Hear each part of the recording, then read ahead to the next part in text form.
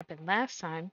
We're in a new trial case, and we just found out that the person that we're representing is the loan shark, supposedly. And not just any loan shark. He is the absolute aggressive loan shark. And homeboy is not doing it. Listen, we got our work cut out for us. And I'm hoping that we're able to actually win this case because, oh boy, is it a doozy. Because they have like the way that they do, um, the way that they go about basically solving things, or at least, not solving things, but the way that they go about figuring out who's guilty and whatnot is a trip. Like they actually use fire to figure out on what scale. It's nuts. It's absolute nuts. And already we got people lying because people don't know how to tell the truth ever. Here we go. I only carried 4 passengers that night. I swear it. But well, I for one was told I had to pay 5 pence for the bus. Oh yeah, and in this situation, um, the person, the bus driver was like, "Oh, I only made this much money, but I only had this many people on the ride." So he was lying about something, and we're trying to figure out what he lied about. He fiddled us on the fare, he did. And then I saw that blood-curdling sight as well. It's all too much. Oh, shut up. Fix your hat. I tell you, I saw 𝕒𝕒𝕐𝕒 stab that man. Everything I said before stands. Oh, yes, he stabbed him. Yes, he did. I think so, yes. You think? Counsel? Make sense of this for me, please. The phantom fifth passenger conjured into existence by my learned England Eastern friend never existed. The confusion has arisen from the coachman's sly little concierge. This man is so fine. I'm trying not to be like oof, but he is so fine. He's just like it's like dang him for being so attractive, but oh my god, is he fine? He's so fine. Uh, uh People, explain yourself. I'm terribly sorry, guild master. The guild's fare is 4 pence across the board. You know that. I am led to understand that you've been overcharging our passengers by a penny a fare?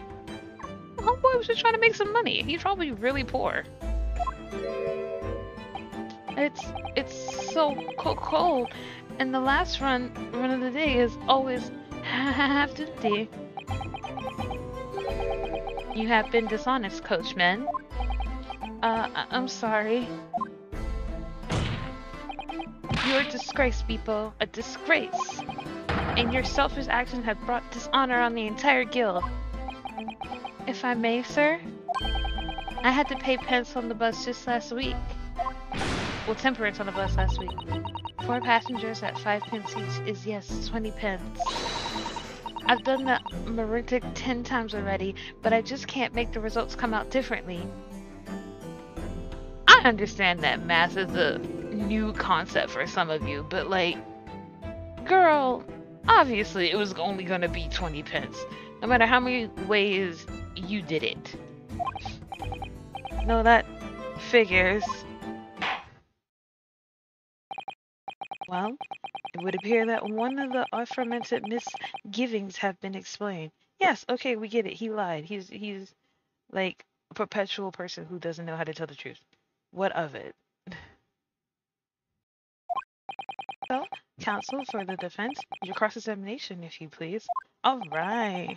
We've already had the pleasure of a proactive summation explanation, which is where we basically, for those who weren't here, is basically we just convince the jury to change their verdict from guilty to innocent, and a lot of them were already voting that our client, I'm gonna call him a client because he's definitely not He's not a good person, supposedly.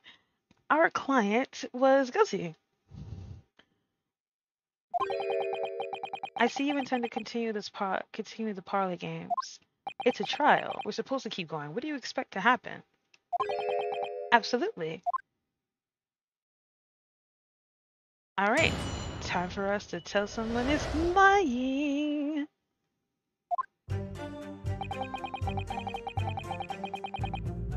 Mm-hmm.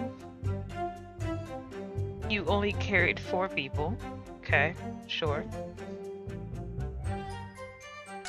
1. I don't think it's this one either. I don't think we have enough evidence to prove false. Nope, not that one either. I think it's this one because he said, I think so. He's not exactly sure.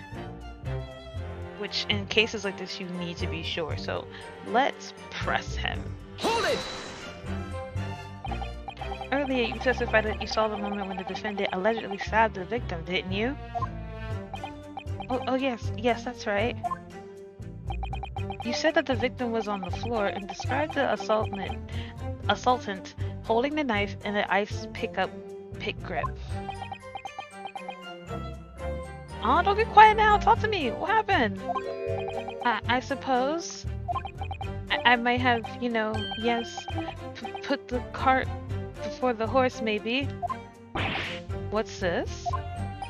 Well, I'm quite sure about most of it, but I was driving the horses when I heard a scream from the seats on the roof deck. Oh, I expected that was me, sir. Then, when I turned around, yes, I saw it through my skylight. The gentleman was on the floor and the knife was sticking up out of his midriff. That's right, yes, and the fellow holding the handle was the famous man, yes. So, in short, you didn't see the moment when the victim was actually stabbed at all. You didn't, so don't say you did. Don't say, oh yes, by the way. I think that's what happened. No, we need to be accurate in murder cases. We need to know if you actually saw it or not. Don't be going where everyone else is saying, you know, have a voice for yourself. A man's life is on the line here. I really thought I did, but when I go over it again in my head, no, I suppose I didn't actually see the precise moment of the stabbing, did I? Oh, you seem really upset for a second.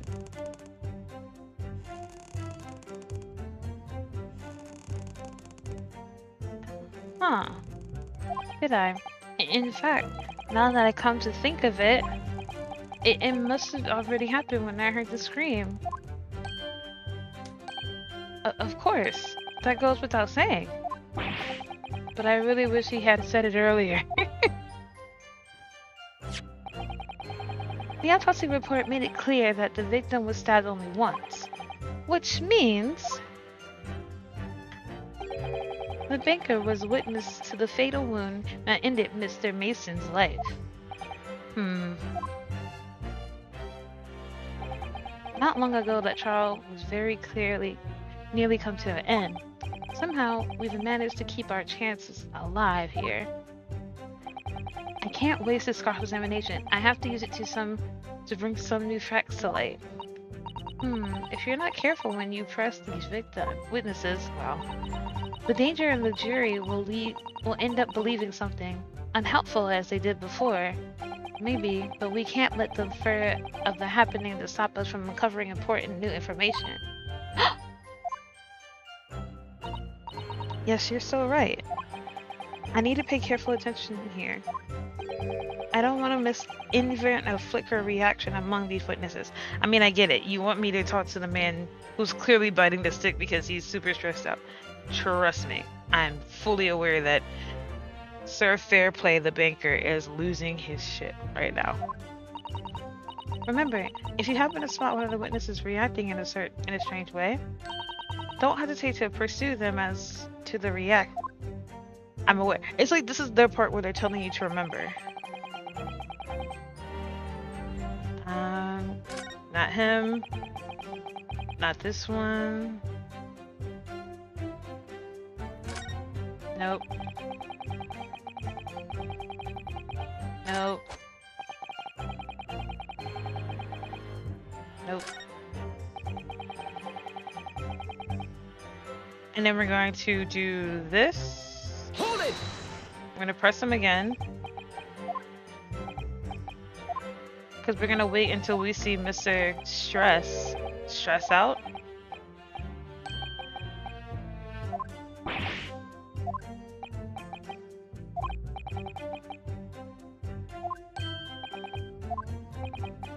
Watch. I'm waiting for it.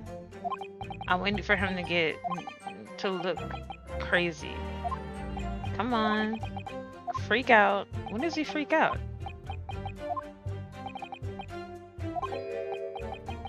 There it is. How do I pursue this?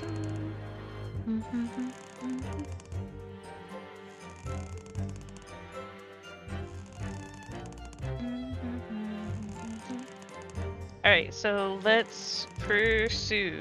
Excuse me. Do you have something to say about that, Mr. Fairplay? Now, you listen to me. Uh-oh. I know what you're thinking. What am I thinking? He didn't really see the exact moment the fella was stabbed. What are the chances of that? That's exactly what we're thinking, but, I mean, go off. Eh? Are you asking me or telling me? He's getting flustered. I might be able to extract some new information from him if I answer him cleverly. Could he have just happened to see the exact moment the crime was committed? No, there was no way he could. Well, it is a little hard to believe, certainly. Unless you spend your time peeping through the skylight on top of an omnibus, that is. Peeping? I'm a respectable city banker, I'll have you know. Are you? And I know what I saw. I remember as clear as 𝕘𝕒𝕤𝕤. Well, being that I'm not British, sir, I don't know what that means, but, you know, go off. It was a grim scene. I don't mind telling you. Thank you, Mr. Fairplay. Oh, excuse me if I was getting a little hot under the collar there, my lord. I would actually to supplement your testimony with the clear statements about what exactly you saw. Oh, I can't do that, alright? I'll tell you just how grim it was. Please do. Look at him, trying to defend himself. Do you think I forgot the sight of those blood-soaked hands after that butcher stabbed him? Well, not you wanting to bring up evidence. Then let's bring up evidence, shall we? Okay, so homeboy wants to talk about the gloves. Cool. Let's see here. Objection! You want to talk about the gloves, you know? Blood-soaked hands? Well, I admit that soap might be laying it a little thick, but not you trying to hit me with a stick. Anyway, there was definitely blood all over them. Both of them were covered in it. Mind you, for the people who don't remember, this dude was sitting on top of the omnibus, which is like a trolley or a cab, and he saw through the skylight. So he looked down at his feet to see the sight of the guy supposedly being stabbed. How can you see there's blood on? It was blood soaked. Like, how long were you looking? Because apparently, according to you, you saw it for like a few seconds, so that was it. There's no way that you would have saw that, but okay. Well, I'm very sorry to disagree, Mr. Fairplay, but there was more. But that's more than a little peculiar.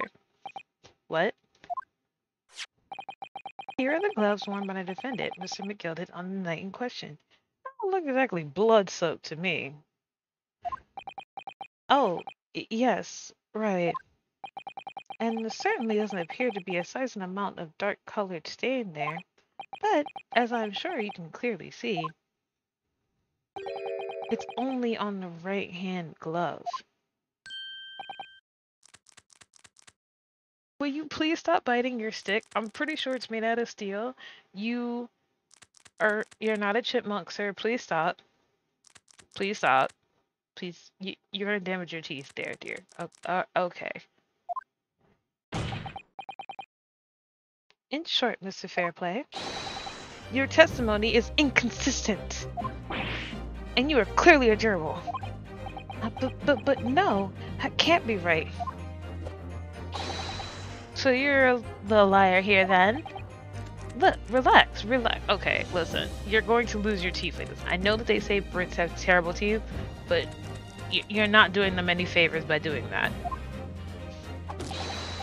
That's right. You were quite clear about it. You said it was both hands. Stop biting your stick. Jesus Christ. Mr. Fairplay, if your last statement was a lie, it calls your entire testimony into question. You say that you saw the moment the victim was stabbed, but is that really the truth? Well, ooh, he's getting so stressed out. Homie is seriously, like, gnawing at that at the moment. Objection! It was a simple mistake. You can't justify accusing this man of lying. Well, clearly he's having a heart attack over there. Yes, it wasn't both hands. It was only one, but the fact remains. Jojo pose. The victim's blood was on the accused.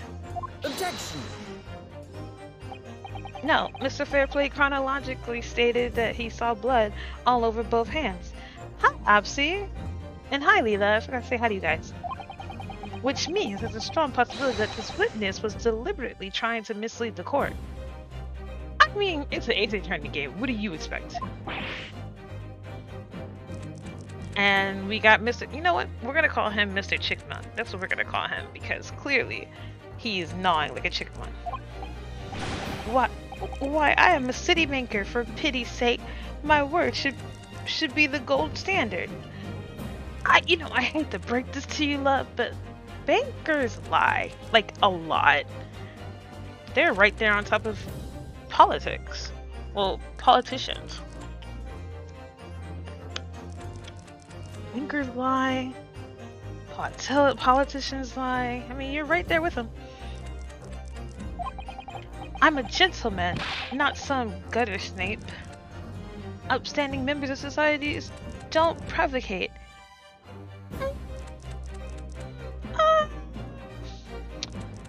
That's not entirely true, dear. He's claiming to have no reason to lie, even though he clearly just did. But is this really the case? Hardly. Mr. Naruhodo, if we have some evidence to explain why Mr. Fairplay might be lying, it could turn this tide and time to try this trial completely. Well, it's a start. We have to show its compelling reason to lie in his testimony. Of course we have evidence. Why wouldn't I?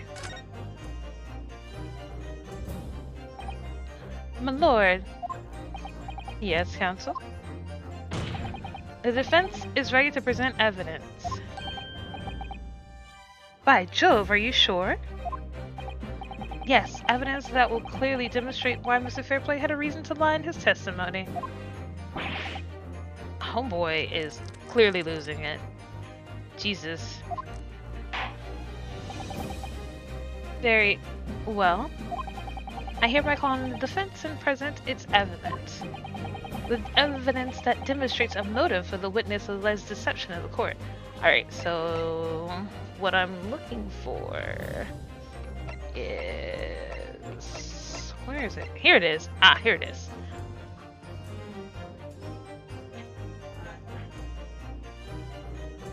So this right here is probably why he is losing his nonsense and reason for why he's going nuts. And I'm gonna explain why. Well, it's probably gonna explain why. It's kind of self-explanatory, I think. But I feel like the game's gonna have more reason. I feel like he's one of the debitors, and I have, because they were saying that, oh, he's a loan shark, and I feel like the bank dude is one of the debitors, or he has a reason to be either on side with him. But let's see which hypothesis. Let's see if my hypothesis is correct, basically. All right, so can we open it? This portfolio must contain all sorts of secrets in the London's 𝕤𝕠𝕔𝕚𝕒. Oh dear, do you really think we ought to look inside? Huh? It's not as though we know any of London's 𝕤𝕠𝕔𝕚𝕒s personally, is it? Apart from our great detective friend, perhaps. Actually, I wonder. I assure you we'll find... I assure you we will not find Mr. Sloane's name inside. Well, let's see what we find. It's a pretty color. Oof, look how he did this. It's so nice. Alright, let's see here. Well, everything's glowing, which means we got some evidence here, so it doesn't matter where we press. Gosh, it's crammed full of gentlemen's names, isn't it? Well, I suppose they're probably not all gentlemen, are they? After all, not everyone in this country is well off. Ah, goodness! What is it? Look at this. Do you see the name here? Bruce Fairplay. Ah, my hypothesis was correct. So he is one of the debutors. That's probably why he's trying to get this dude to, like, die, because then he won't owe him money. It's shameful. Shouldn't that mean something to me? It does sound strangely familiar, actually. 𝕤𝕒𝕤𝕤, you are not this dumb.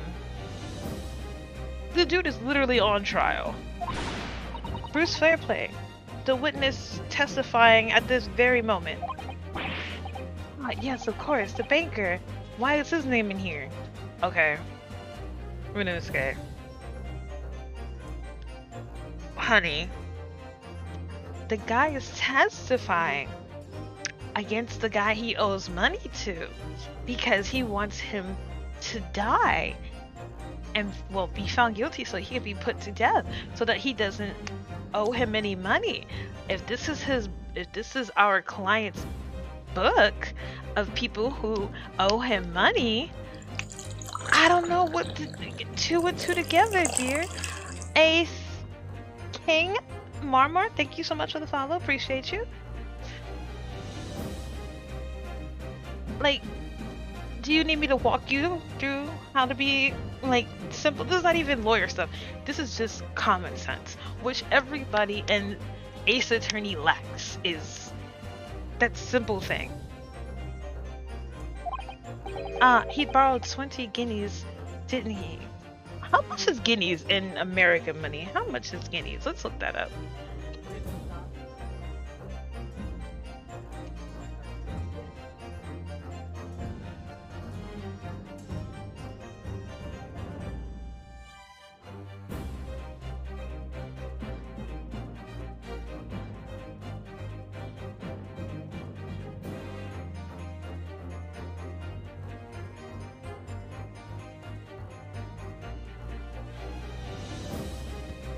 What's up? Thank you for the follow. Appreciate you. If you don't mind me asking, how did you find me? Oops. Sorry. Now you probably noticed I'm picking something up for Thanksgiving dinner.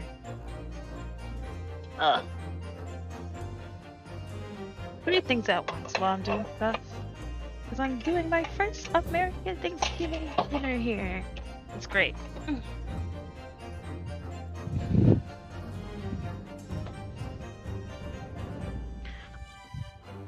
In my discovery page? Nice, nice. Well, welcome. Appreciate you following here. I hope you have a good time. And you get to watch my frustration in this game.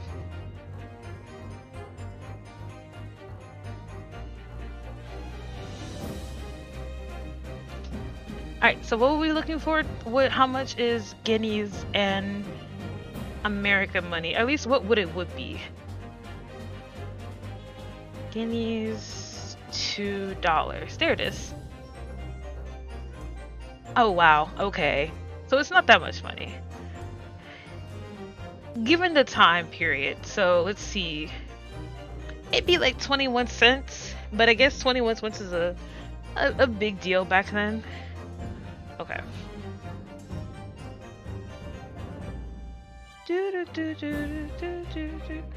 Okay. Now I know how much we were dealing with. Oh, it's like 21 cents. It's not that much money now, but it's probably like a lot. Because like $1 back then was a lot for us, so.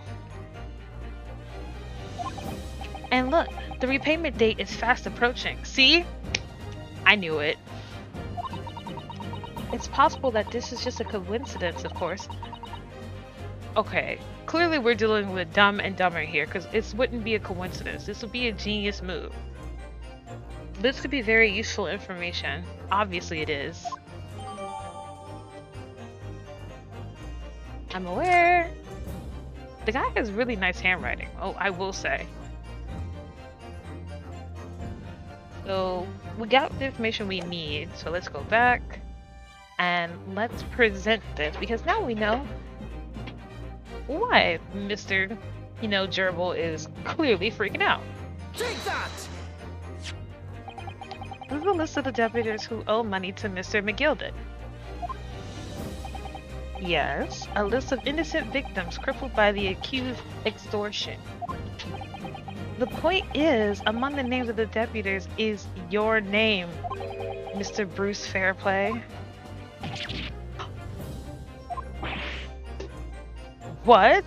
Not the judge's hair falling off. Oof. Fix your weave, honey. And he just immediately snapped it back. Mr. Fairplay, are you currently in debt financially to the accused? No, well, it's barely worth of being called a debt. How are you a banker, but you have no money? Don't bankers make a lot of money?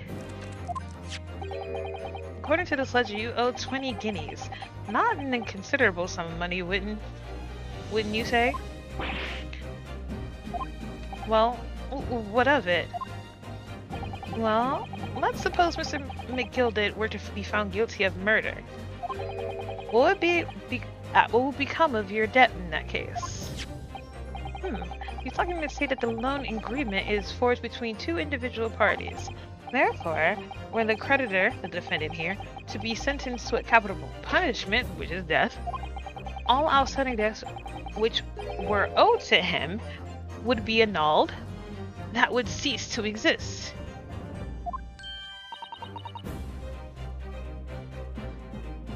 Cease to exist? Oh my god. This is the part of Ace Attorney I absolutely hate. When they act like they don't know what words mean. Mr. Fairplay, is it not the case that you claimed in your testimony to have seen something you never in fact saw? In this devious attempt to annul your debt of 20 guineas to the defendant. There's no music. It's dramatic pause. Man has been defeated. Oof. Oof. Not looking good for you, Mr. Fairplay. Order! Order! Order! Mr. Bruce Fairplay, which is clearly not. Yes, my lord. Why are you gnawing on your teeth? He won't have teeth by the end of this. Let me ask you again. And be aware that your answer may have the most serious implications upon your future, sir. Did you, or did you not, see the precise moment in time at which the defendant is alleged to have thrust a knife into the victim? Gerbil, those are not words. Use your human words, dear. Your silence speaks volumes. You did not tell the truth in your testimony. That's count them, two people who have lied on stage. Court's like a stage. It's like a whole big, well, it's like a whole theater. Trust me. Alright, now let's not make a melodrama out of this. Melodrama? Then you clearly don't understand what game you're in. Perhaps I did overstate the truth a pinch. A pinch? Sir, you literally said You saw someone get stabbed and have bloody gloves. Sir, sir. Let's not lie now. A pinch. But it makes no difference. It makes no difference to me. I definitely remember seeing blood on McGilda's hand, both of them. Objection! How? And yet only one of the defendant's gloves, which we have here as evidence, is stained. You are just lying out of the teeth that you will no longer have soon. So you keep saying, first, are you lying too? I wonder if it was allowed to speak, sir. Oh, first, please. If I have to put you on a chopping block, you could go next. Go ahead, Mr. First. Well, the thing is, I think I remember seeing it myself as it happened. You think? Seeing what? Oh, it's so funny because guess what Mr. First's job, everyone? His job is that he's a hat maker. Look at his fine craftsmanship. Like, look at his absolute genius in his hat. Brilliant. The blood, sir, on the assailant's hand. I think, yes. I'm almost sure that it was on both of his hands, not just one. What? What? Renonske, please. Please get up. It would appear that we're going to need further testimony from all of you witnesses. Why? All they do is lie. This time, I would like to know precisely what you did and what you did not see. Do I make myself perfectly clear? Nah, they're just going to keep lying anyway, so it doesn't matter. Look, yes, shareable man. Mr. Naruto. It's because he literally made his hat. Like, his hat is perfect because it shows how nervous he is. I mean, truly great craftsmanship. I mean, mwah, could we get a better hat, people? Applause for the hat, people. Truly a wonderful thing. This is good news. The course of the trial seems to have shifted slightly at last. Yes.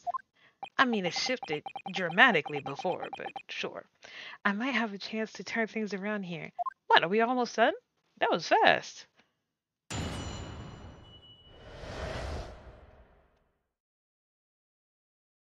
What the witnesses really saw.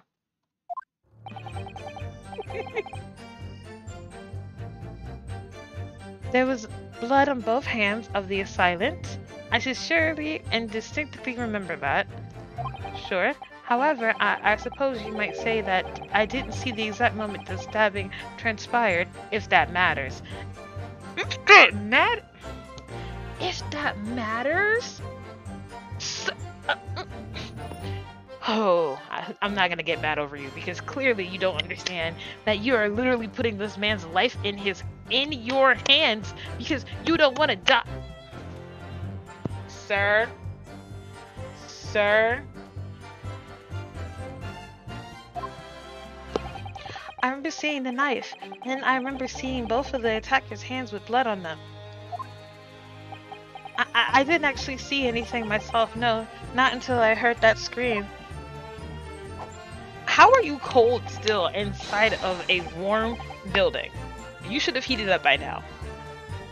Anyway, the fact remains, there can't have been anyone else inside that carriage or we all would have seen. Okay. That's right, keep your wig on, hon. Well, lo and behold, in the truth of the fact, not one of you have witnessed to the crucial moment the crime was perpetrated. I apologize, my lord, but honestly, there was no one else inside the carriage, and the man's hands were covered in blood. Stop biting your stick! You will break it! Oh my god, you're acting like a whole... This is why we're gonna call Mr. Fairplay Mr. Gerbil here. Oh my god, he's aggravating me. That much incriminating evidence is to tame me. is a tantamount to saying we saw what that man do. You all didn't see it though. That's really not what this testimony is about. Let us examine the exterior of the omnibus once more. Say it's kind of weird that we have the entire trolley or omnibus in the courtroom. I know that the omnibus is a big thing. I'm aware it's huge. I'm aware this is a giant like place. This is a giant courtroom. But that's like bringing an entire cab into a courtroom, into the Supreme Courtroom just to show evidence of it. That's really ridiculous. Firstly, how do we get it in here? Secondly, how are we getting out here? Thirdly, isn't this leaving, tracks on the floor? Saying. Saying that this is Ace Attorney does not make an excuse at all. Anyway. The victim's fresh blood is clearly visible on the scene, corroborating the witness's account. In other words, there is no substantial nor significant change in the facts of the case. There is clearly a lot. You just want to act like it's not there, but go off. Pow. Very well. Your cross-examination, please, counsel. Oh, I'm about to show these people just how dumb they really are. Yes, my lord. Let's go.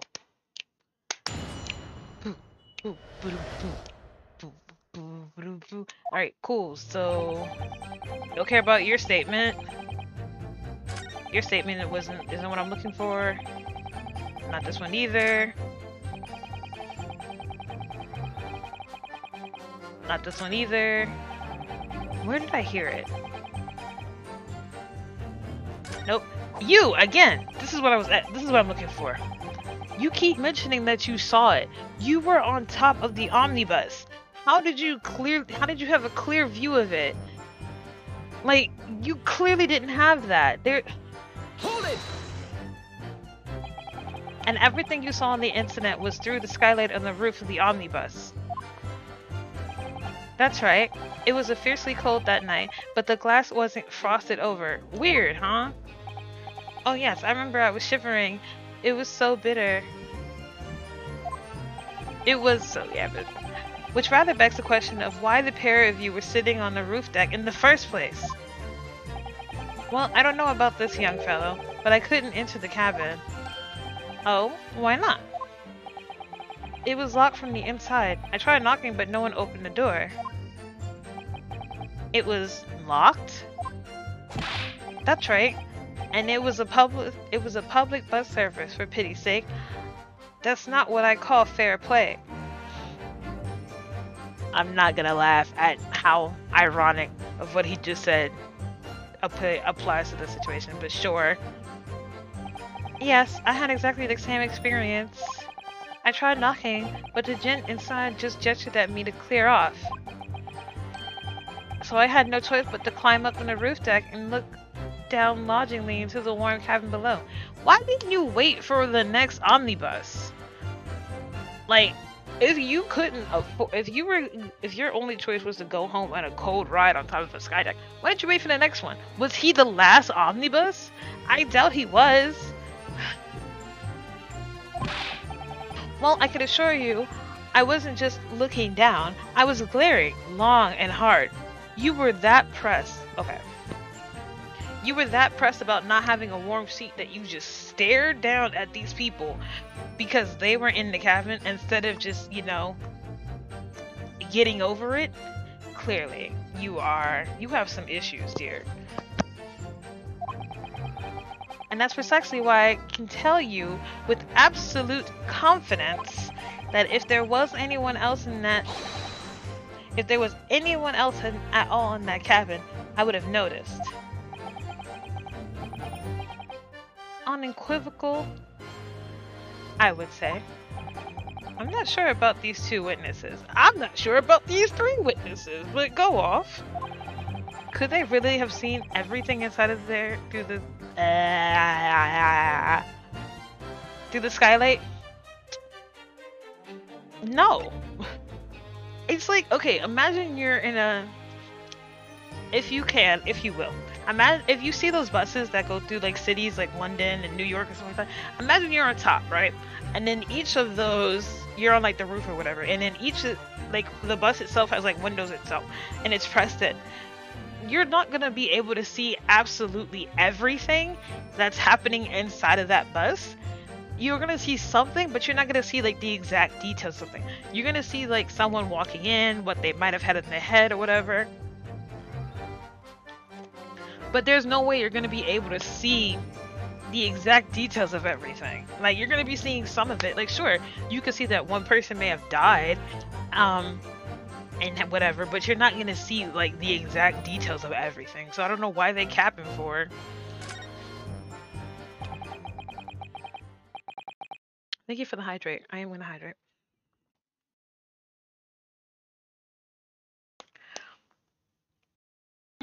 Allow me to confirm one thing, Mr. Fairplay. Look at this. This is the omnibus. You were riding this omnibus. And witness the events of the cabin through the skylight and the floor of the upper deck. Is that right? That's right, yes. In that case, there is a portion of the cabin's interior that would have been out of sight from you. What? Look, they're both scared. By golly, really? Yes, really. Fix your hat. That's obviously at this stage we can't say for sure. But the possibility cannot be denied. That at the time of the incident there could have been another passenger in the enclosed cabin of the omnibus. Objection! Enough hypothetical meandering. My Japanese friend, stop being racist.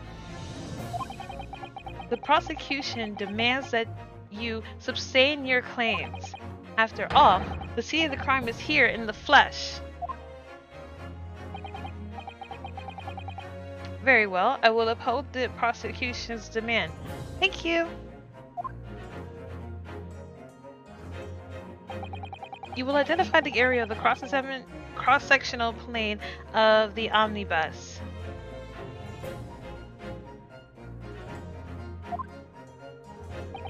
Where exactly in the omnibus are you suggesting that the potential extra passenger could have been situated?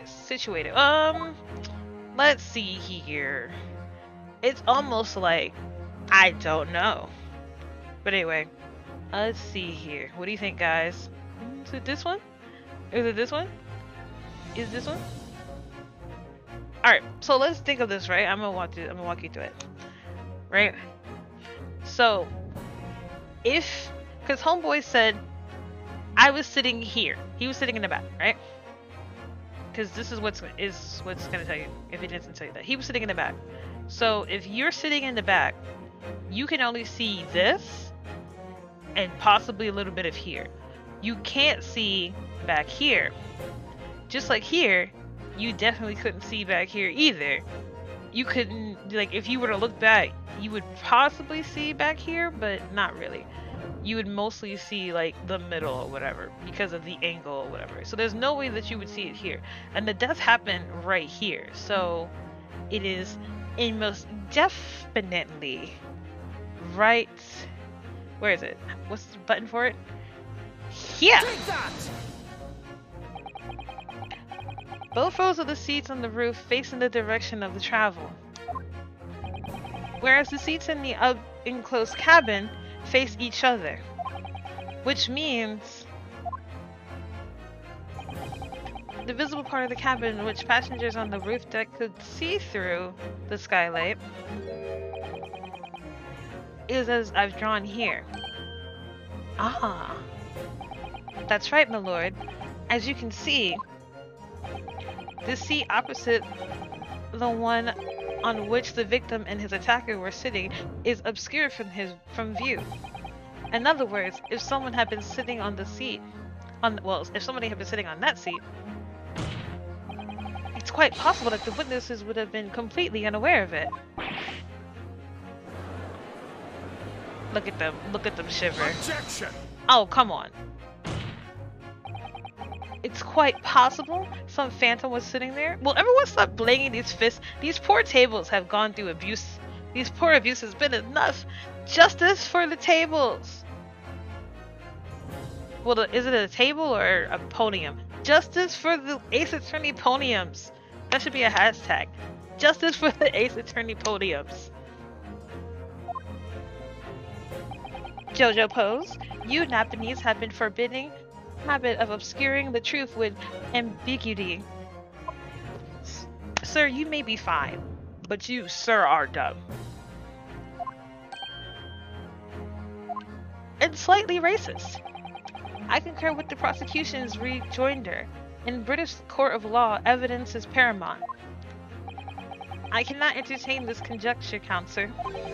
That is, unless you're able to put a name to this mysterious passenger to whom you allude. Supposed to know. There? Can you, Mr. Naruhodo? I honestly don't know. Who could it be? How am I supposed to know? We wasn't in the omnibus.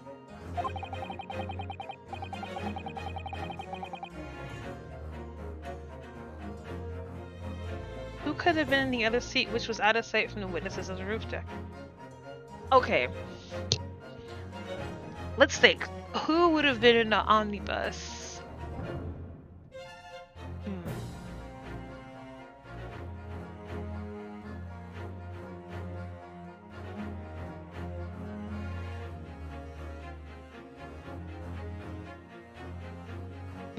Who could have been in the blind spot?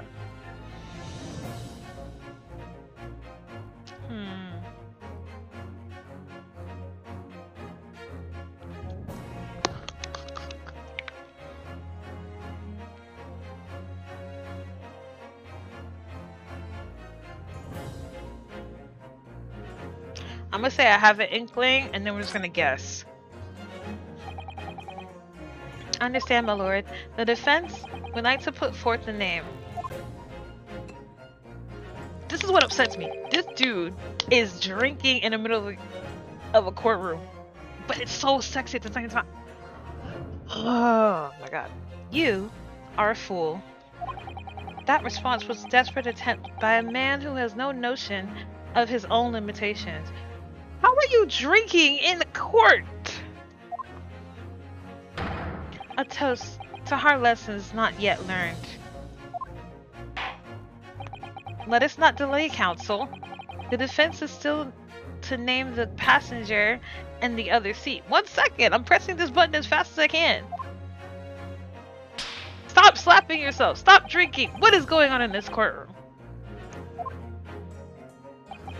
On that night of the murder, the person occupying a seat in the omnibus cabin that obscured from view was obviously not me, obviously not the sir who's in charge of the entire courtroom. He's 52? Looking good. Okay, so the people who were in said cart that we know of were our defendant, the guy that he killed, supposedly, people who's on the outside, these two were upstairs. How are you 34 looking like that? Fix your chin. Fix your butt chin, sir. He's so fine. Why is he so fine?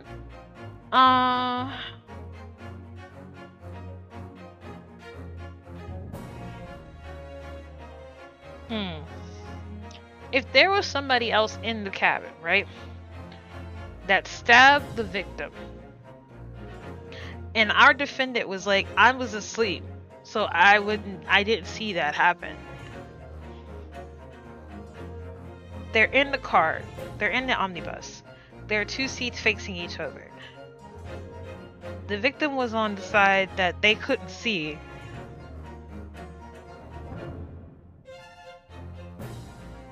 No, the victim was on the side that they could see. The person was next to the victim that got stabbed. So where was our defendant?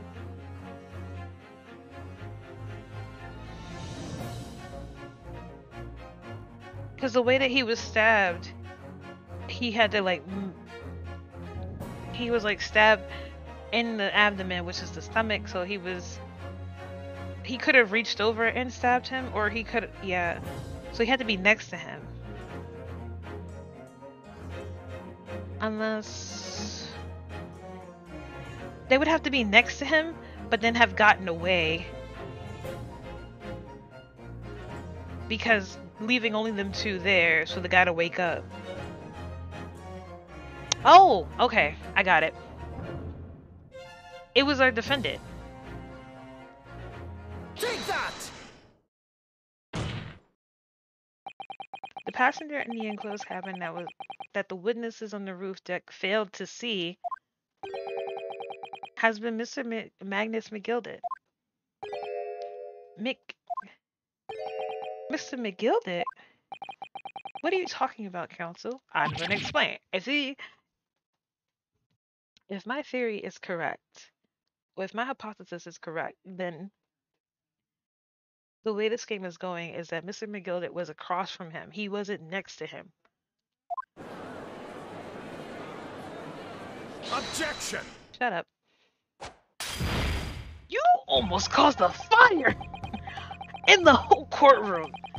Please be mindful of what you're doing. Oh my god. If I disintegrate this chamber by smashing my hollow chalice, do forgive this discourtesy. Stop causing fires.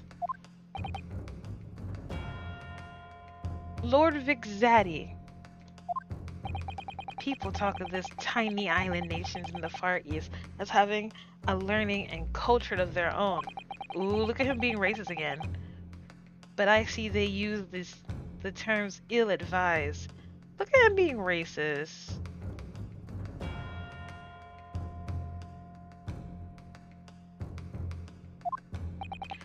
What are you trying to say?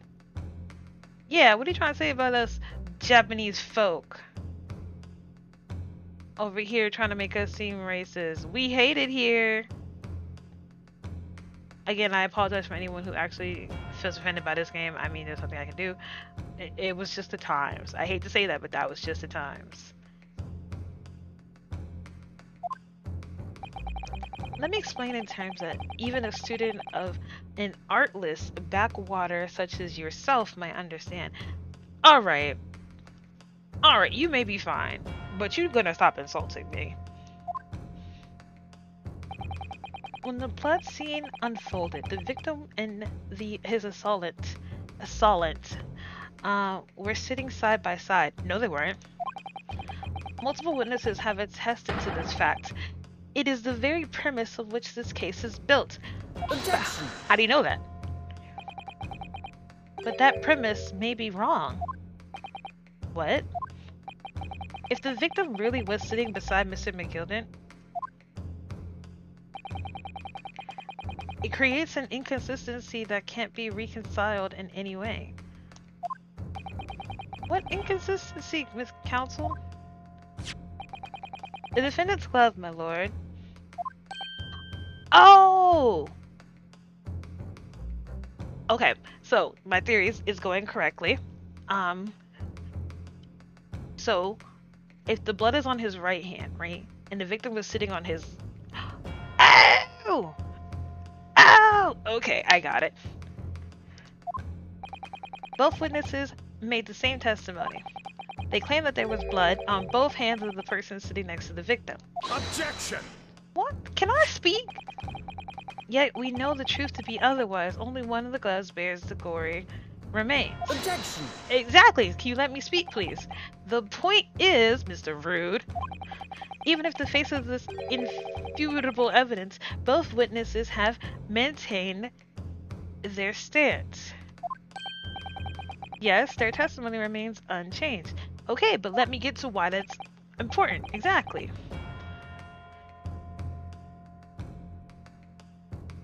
They both admittedly swear. I don't know about swear or admittedly. They have clearly remembered seeing blood on both hands of the assailant.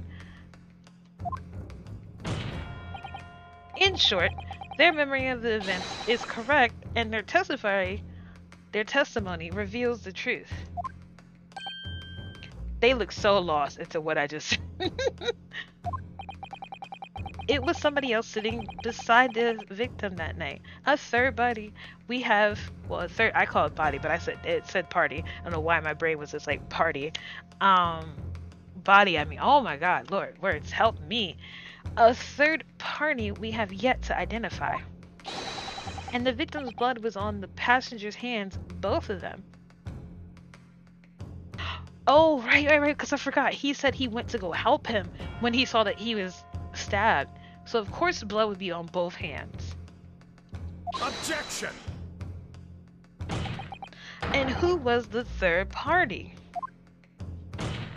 I don't know. Obviously, the true culprit. Extraordinary.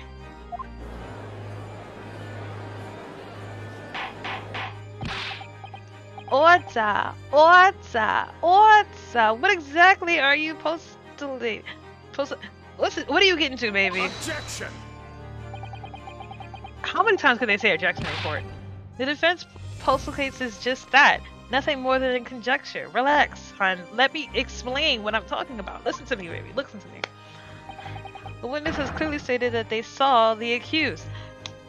But how? How could they see the accused? Is what I'm arguing. Objection. But when elaborating on his testimony, Mr. Fairplay said the two of them were wearing hats, and I couldn't exactly make out their faces. Yes. The tops of their heads were obscured by the roof, and I could see the rest of them though. So how does he know that it was Mr. 𝕒𝕒𝕤 next to him? He doesn't. He knows for sure it was the victim. But how do you know next to the victim was Mr. 𝕒𝕒𝕤? You don't, because that's not even what Mr. 𝕒𝕒𝕤 is wearing.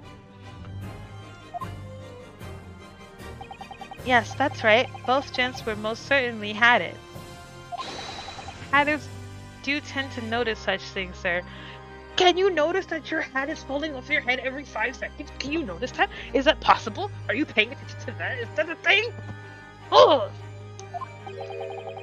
And what particular styles of hat did the gentleman sport, Mr. First?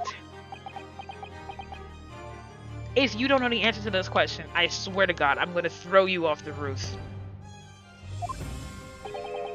I'm afraid I don't remember. Ooh! Oh, I'm about to throw you off the roof. And you call yourself a hatter? Thank you! How are you a hatter? But you don't know what hats they were wearing. If you were looking down at them, how do you not know? The style of hat makes no difference. Yes, it does! There was no third passenger in the cabin. Because if the... Okay. For you people who may not be understanding and wondering why I'm freaking out, here's what happens, okay? As one of the famous detectives, Columbo, has stated, what matters in cases like this is what a person is wearing, what a person, even down to like the smallest things, like their shoes and their shoelaces, because stuff like this can be really extremely important. If the person is wearing a different hat and a whole different outfit in particular, whether it's the shade of hat, it's the style of the hat, whether it's the color of the hat, whether it's the certain, fixture of the hat, this all determines who was there in that moment. I know people don't really think about like what their outfits are or whatever and stuff like that, but in cases like this is an extremely big deal. You need to know this stuff. So if somebody in the cabin is wearing a different hat than Mr. 𝕒𝕒𝕤, it matters, because that could have not been him. That could have been somebody with the same kind of hat but not the same style, well, certain style of it, or the same color. Oh my god. So yes, they did see somebody, but they thought it was Mr. 𝕒𝕒𝕤. But I'm pretty sure the third person, the culprit of the actual case, kind of got away, and because Mr. 𝕒𝕒𝕤 was there, the last one there, they just assumed that it was him. But by the time that they came down there, Mr. 𝕒𝕒𝕤 probably was next to him because he was helping the defendant. Oh, this is so frustrating because they're so obvious how this could have played out. In a real courtroom, this would have been an easy shut case once they said certain things. Why is this so frustrating for people to get?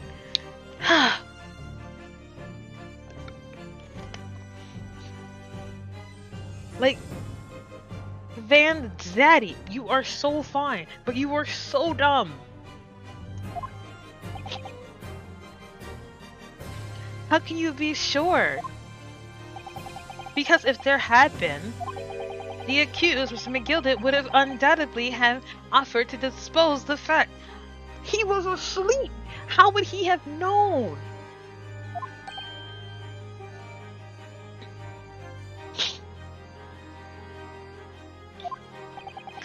Unless that is, you're proposing an even more preposterous explanation. He was asleep, and the accused failed even to notice the presence of the true culprit in the very cabin in which he traveled. I actually had to take off my headphones for this. If you're in a car, if you're in anything, and you're asleep, and you're a really good deep sleeper, you're not gonna notice when someone gets on a bus, gets off a bus, because you are not out. It's one of the reasons why they say if you are asleep on a train or something, you should be wary of your devices and whatnot, because if you're a heavy sleeper, god dang it, will you be robbed. So please, and I'm begging you, please stop acting like that's not a thing. How do you suppose that maybe he was so asleep that he did not hear somebody come in there? Or it's like, when I'm passed out, I'm not out. You can't wake me up for nothing. Unless it's like a loud sound. I'm pretty sure the only way he woke up is because of all the commotion later. Oh my Jesus Christ. Get it together, people. Oh my god.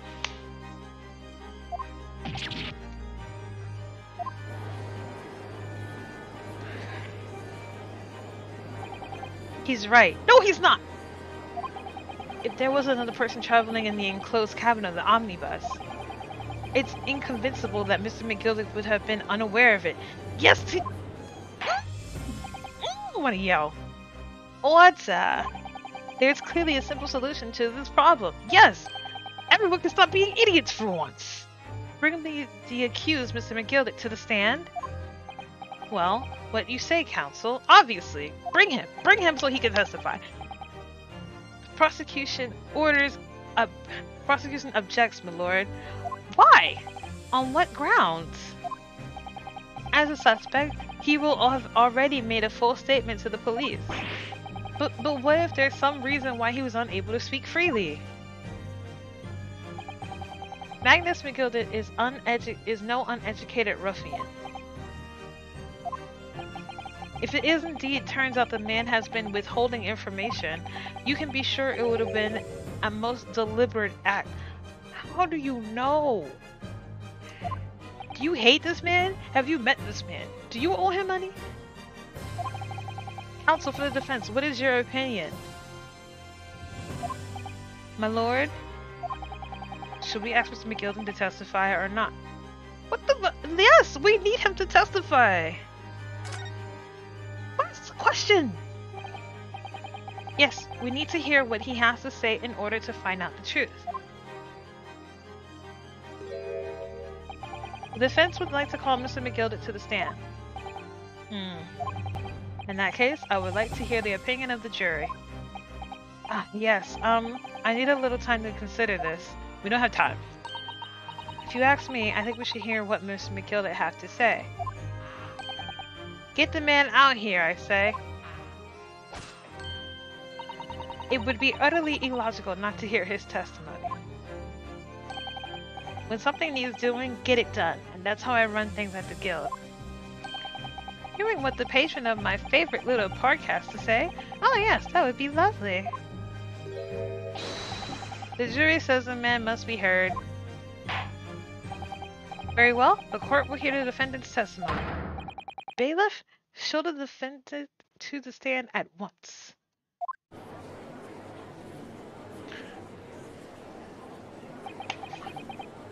You getting on my nerves. Now, may we actually have happened that night? will finally become clear.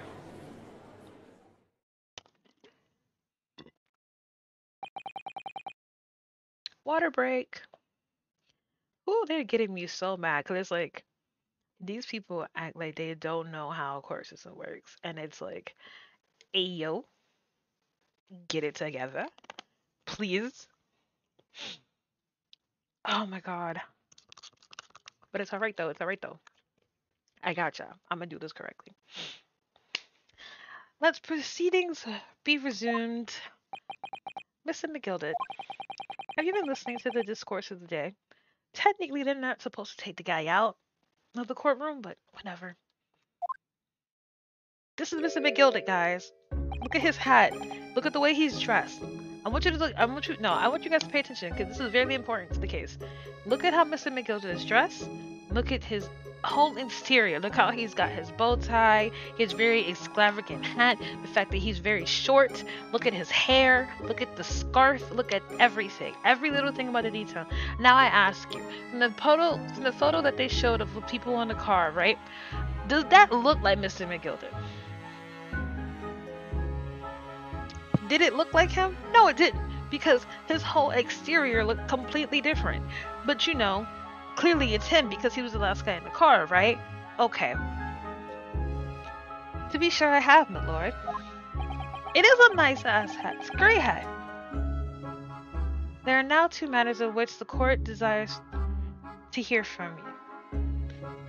How did you get that hat? And what happened? The first is whether or not there was a third party with you in the omnibus cabin as proposed by the defense. The second is that if such a person was indeed present, why did you conceal that fact from the police?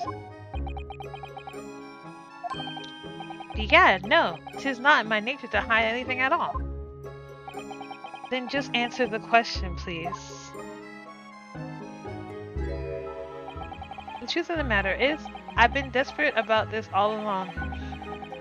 Do I tell you or keep my mouth shut? Tell us what, Mr. 𝕤𝕤𝕤𝕤? I swear to God, don't you do this. The fine fellow representing me is absolutely right. In the carriage of the night with myself and the other man, there was another passenger. It's true. Aye, and 'twas me who helped the little urchin get away after it all happened. You... what? Oh, come now. Now I'm confused. No, Mr. Magnus 𝕤𝕤𝕤𝕤, that convenient excuse can't save you now. I'm truly sorry, so I am, Lord Van Zaddy. I'm sure you'll be wanting to know why I said nothing when I was taken in by the police. I do be having a very good reason, I assure you. Which was? Well, the little child was just in the wrong place at the wrong time, and not in any way involved, you see? What? If the police had known that the wee one was there, they'd have assumed she'd done it. They'd have hauled her into the courtroom just like myself. I was only trying to spare her that. Young hearts and young minds are easily damaged, my lord. Why is there always a child? Why is there always a child in these cases? Oh my god. And who was this young child of whom you speak? That? I don't know. You don't know? Hey, well, the wee thing just happened to be in the carriage that night. I never saw her before or since. Objection! Magnus, please. Help me out here. Please don't do things like this. How am I supposed to help you? We've absolutely no reason to believe this man. He has a point. The prosecution calls for the witness statements to be disregarded by the court. You know, I wouldn't be surprised if the urchin isn't here in this courtroom as we speak, listening to this proceedings. What? Was that a gunshot?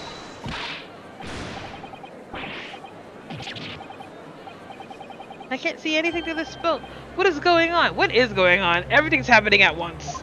Holy crap. Be careful, Mr. 𝕤𝕤𝕤. Cover your face. Bailiff, don't let the accused escape. Secure the omnibus. I hereby call for an emergency recess. Bailiff, ensure the defendant is in custody and clear the courtroom. What on earth is happening?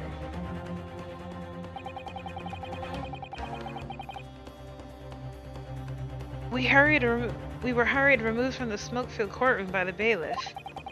Amid scenes of chaos as people stumbled over one another in their despair to flee the chamber, we had no idea what was happening. All we knew was that, for the time being at least, the trial was suspended. Interesting. Okay. I'm gonna save it, and then I'm gonna go use the bathroom, and then we're gonna get right back into it. So let me save what happened. Okay, I'm gonna be right back. I'm gonna go to the bathroom, and then we're gonna pick up where we left off because I'm not done with this. They've made me upset, so I'm gonna make them even more upset.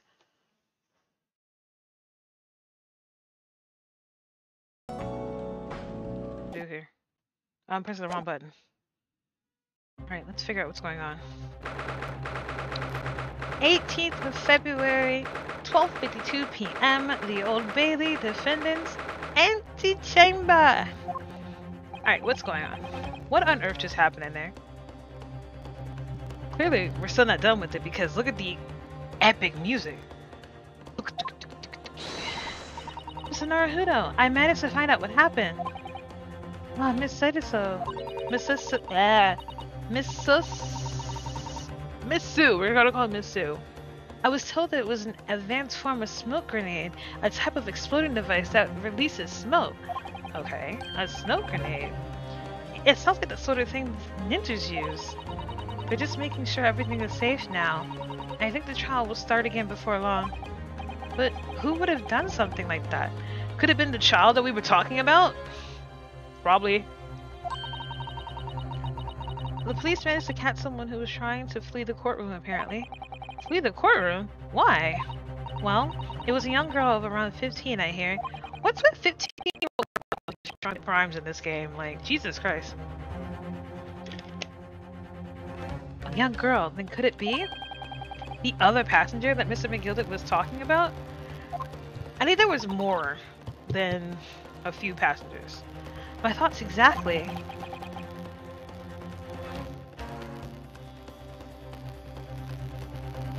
So he wasn't lying. Oh, what's become of Mr. 𝕤𝕤𝕤 actually? Hold on. There are so many things I need to ask him about before, but he's not here.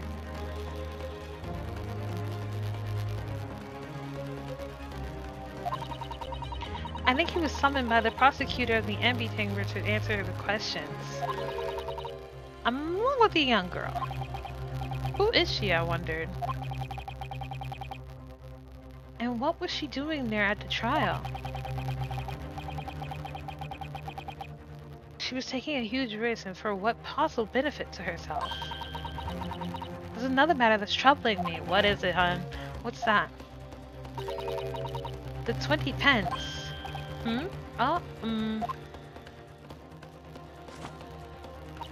According to the coachman, Mr. Beepo,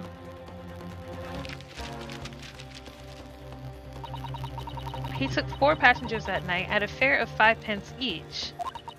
That comes to a total of 20 pence exactly.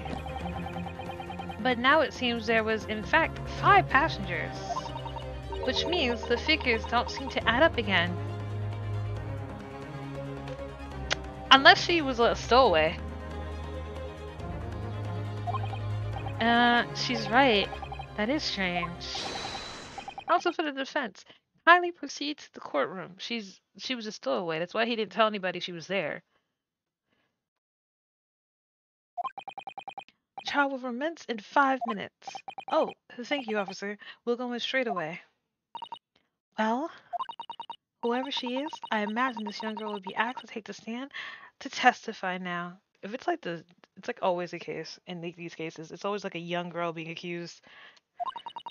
I can't really imagine what she's going to say, but it could alter the whole direction of this trial. It can't because we're in part 3 of it, and usually these cases last like not like, you know, 3 parts. So we're possibly going to end up wrapping this up. We'll go off. Well, no, soon enough, Miss Sue. Yes. Why was that music for that case? But okay. 18th of February, 1:00 p.m. The Old Bailey courtroom.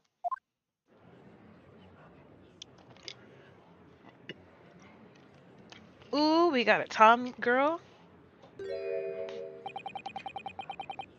There's the young girl next to Mr. 𝕒𝕠𝕔𝕚𝕒. Look, she must have been the one who caused the disturbance before.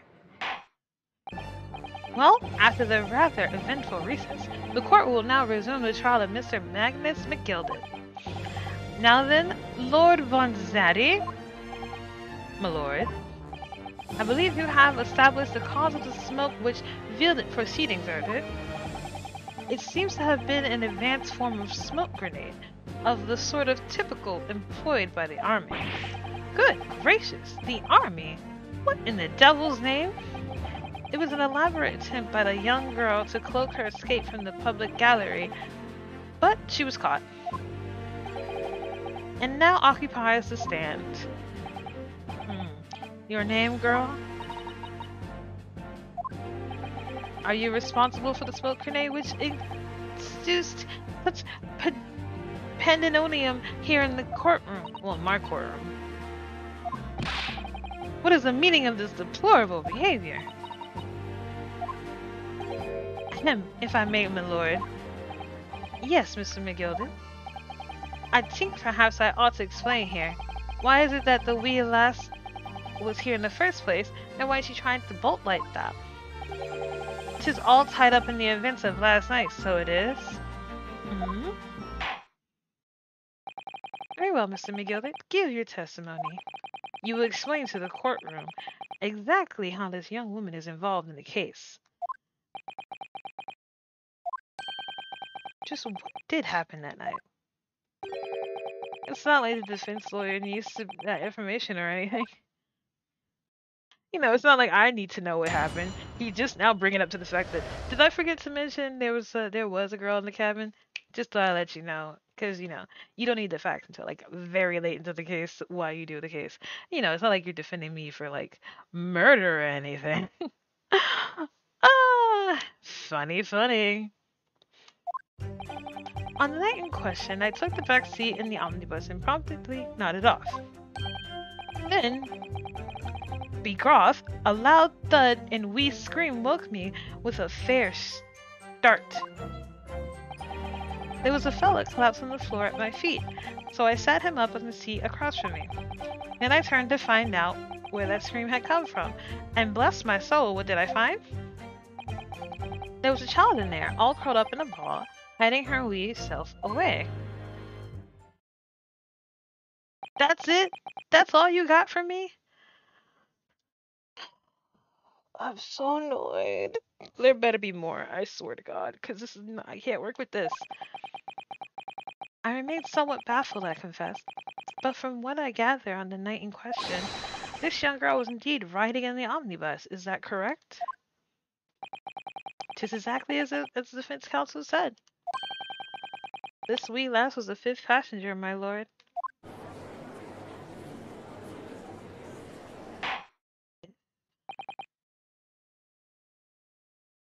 Oh, right. There's 4 of them over the way. The defense will now cross-examine the witness. Are you ready, counsel? Yes, my lord. Or rather, no. I have no idea where to start.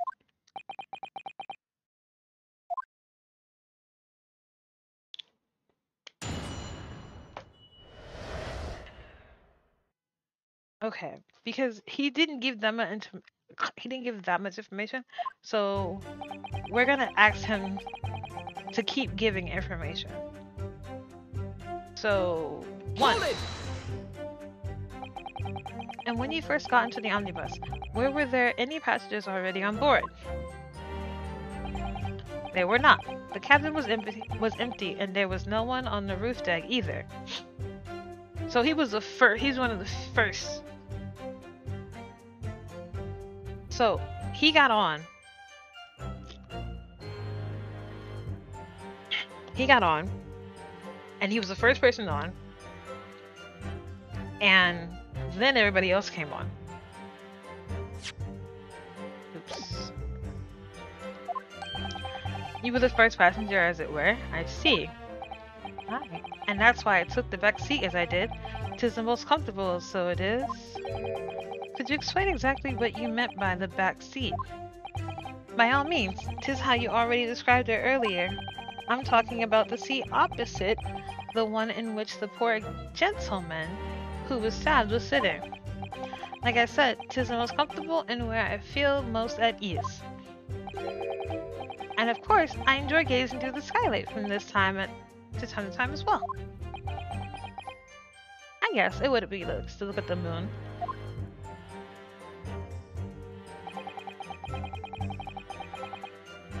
So we press this one. We're gonna press this one as well. Hold it! A loud thud, you said, and a scream? Aye, that's right. How can I explain it? 'Twas the sound of someone falling to the ground, that sort of noise. So you think it was the sound of Mr. Mason falling to the floor, having been stabbed? Well, now, you'll remember I was asleep at the time, so I wouldn't like to say. And when the sound woke me and I opened my eyes, there wasn't a soul to be seen in the carriage but the fellow on the floor. What? You didn't see anyone? But at the same moment, you did hear a scream. Ah, from the seat above you on the roof deck, I presume? No, not above me, my lord. 'Twas from inside the cabin. But I wasn't altogether thinking about the scream. No, I was too stunned by the desperate sight before my eyes. Could he not hear them from up top? Was it not possible? This fellow collapsed on the floor in front of me, and then I saw the seat from across from me. That's what I said. I assumed that he basically picked him up and put him next to him. Well, I assumed that he either sat him next to him or went next to him. Hold it! You sat him up? The victim, you mean? That's probably why his hands were bloody. That I did. On the seat across from me, I said. I could plainly see the poor devil was already gone. And you wouldn't leave a dead man lying on the floor now, would you? 'Tis common courtesy, so it is. I find that a little hard to believe. Ah,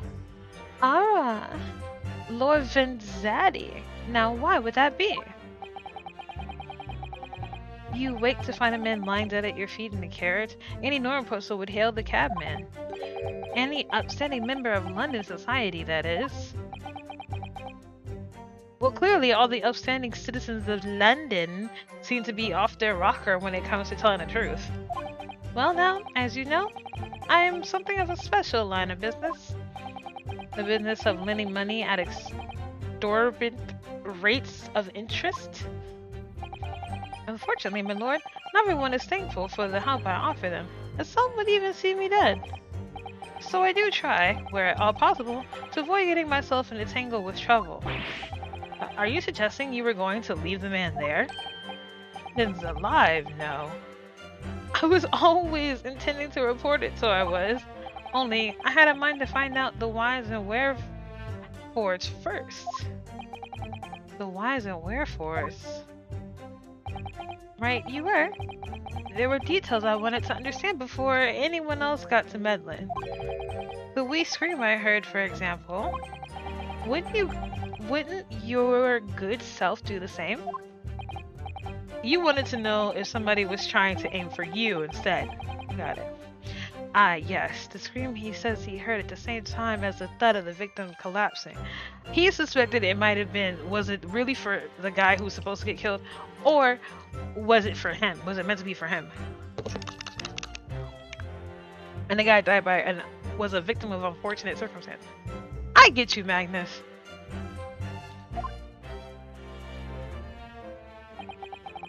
We're gonna press this one too.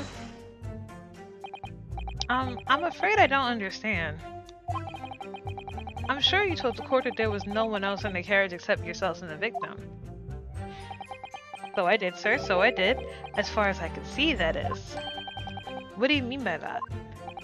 Well now, 'tis a queer thing. The wee scream I heard as I woke up, it came from, if you excuse the vulgar expression, under me backside. Good gracious! Under your backside. And when I looked at the seat of which I had been she was stowed away in the underseat? I found there was a wee cubby hole there for storage. Mr. Naruhodo, we can examine the omnibus ourselves, remember? Yes, of course, the whole bus was submitted as evidence. This would be a very good time to have a thorough look around inside. And that's when I found her. So, she was in the storage area in which he was sitting? I'm confused. I don't exactly know where she was sitting because that wasn't present, so how would I know that? Hold it! You say she was hiding herself? Aye, that's right. 'Twas hard to see the dim lamplight, but she was all curled up in a wee ball when our eyes met. Well, my heart nearly stopped beating in me chest. You're really overacting this. Still, all in all, I pulled her out from under there and sat her in the seat opposite so I could have a wee chinwag with her? Like, chinwag? Are you like pointing the finger at her? I don't remember. I'm trying to understand what he's talking about. The seat opposite. That's right, just next to the dead gentleman there. You sat the young girl next to a corpse? Well, I'm sure as I mentioned, my gentleman is my position can all too often find himself in mortal danger. So, I needed to find out just who was this urchin was, you see. And while I was in the middle of talking with her, I heard another scream. Avella's voice this time. Okay, so he found her because she screamed because I guess she saw what happened or at least she saw a dead man, and he was like, oh, are you here to like, harm me too? Because I don't know what happened. And then that's when the guy up top saw what happened and he screamed. Presumably that scream was Mr. First, who was sitting on the roof deck seats. Right, you are again, I would say, sir. Looking down through the skylight, he must have seen this young girl and the gentleman with the knife in his belly. In other words, the previous witness did not in fact see you at all, Mr. 𝕒𝕒𝕤. What you believed to be yourself was a victim of this was in fact this girl and this late Mr. Manson. Okay, but if he saw her, if he probably didn't see her because Mr. Magnus could see her. Okay, I'm understanding this now. I, my lord. I was, as think everyone understands now, sat at the back of the carriage out of sight.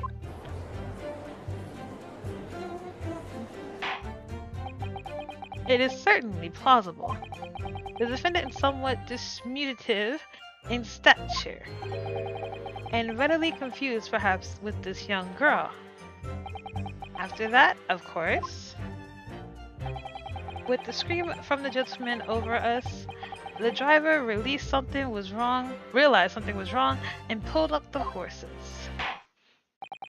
Thank you, I've heard enough. The events have explained are clear in my mind. Yeah, they're clearing in my mind too, Judge. But we still need to hear what she saw. However, at least one conundrum remains. Who is this girl? Her name is Gina Lestrade, my lord. Lestrade. Gina Lestrade. What if I heard that name before? Oh, like the Detective Lestrade of Scotland Yard? She's a chancer. Earns her crust among large crowds, revealing people of their purses. Oh, she's a thief. She's a pickpocket. Or commonly called a pickpocket. What? This girl here? A petty thief?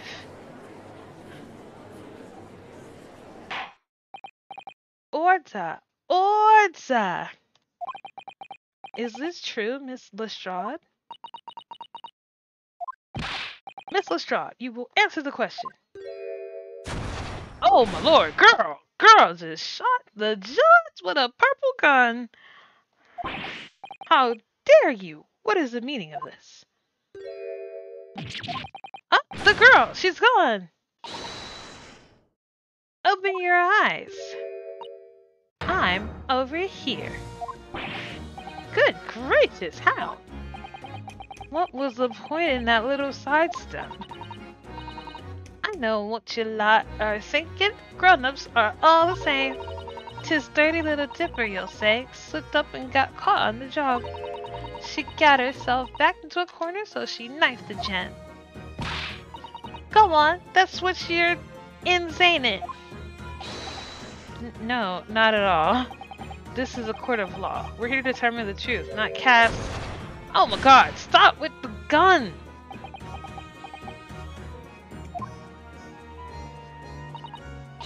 Look, knives are for cowards. Only thugs use weapons like that. All I need for what I do is these my fingers. That's kind of clever what she's doing. I kind of wish I could do that. I'm professional, alright? Maybe not at your eyes, but I got pride in what I do. Let me guess, you don't count smoke guns among weapons for thugs. Oh, this? Yeah, this is a bag I lifted the other day down where they keep the four-wheel drags. It's nice, isn't it? The paint the best. Ah, do not wave that thing in that direction again. How many glasses do you have? So, you admit that you were riding the omnibus on the night in question?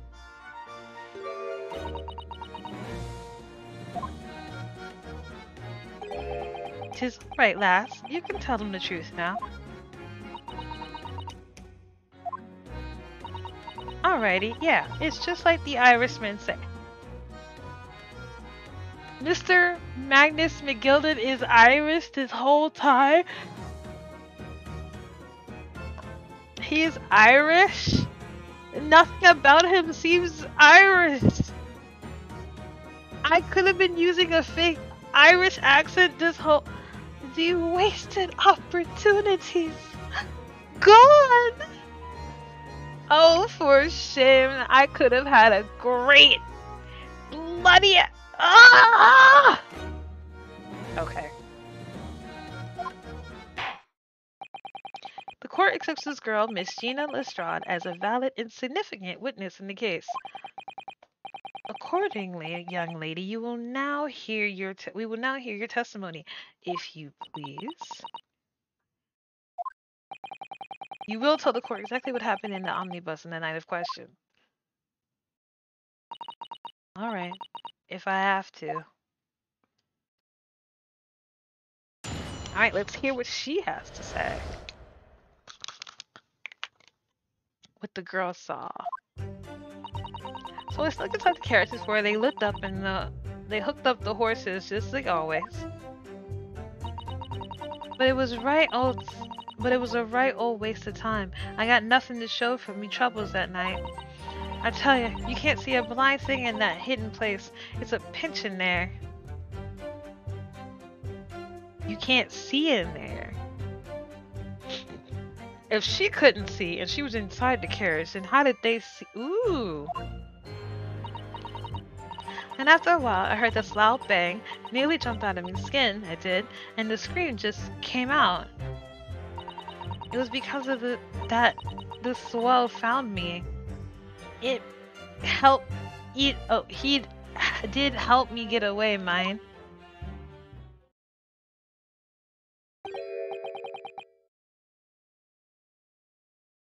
Yes, he let you go. I fail to understand. Why would you let this street urchin go, Mr. 𝕤𝕤𝕤?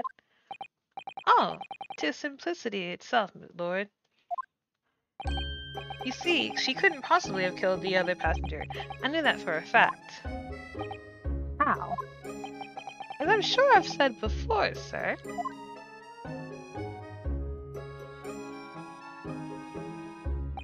I was sitting back on top of the place where she was hiding herself. I think a demonstration is called for. This is where I sat that night. And it's the cubbyhole of which we have spoken is underneath the seat, I presume. Oh, she was under there. Yes, it does appear large enough to accommodate someone of the girl's stature. Aye, but of course the wee lass was stuck in there. Because I parked myself on the seat for the duration. Ah! So you see, that's why I let the lass bolt. I knew that if the police found her in there, they automatically assumed she'd done it. But I couldn't live with myself if a young life was ruined when all the time I knew she was innocent. Even though you must have realized your action would have resulted in your own innocence being called into question. Not at all, my lord. Not at all. What? I knew in my own heart that I was innocent.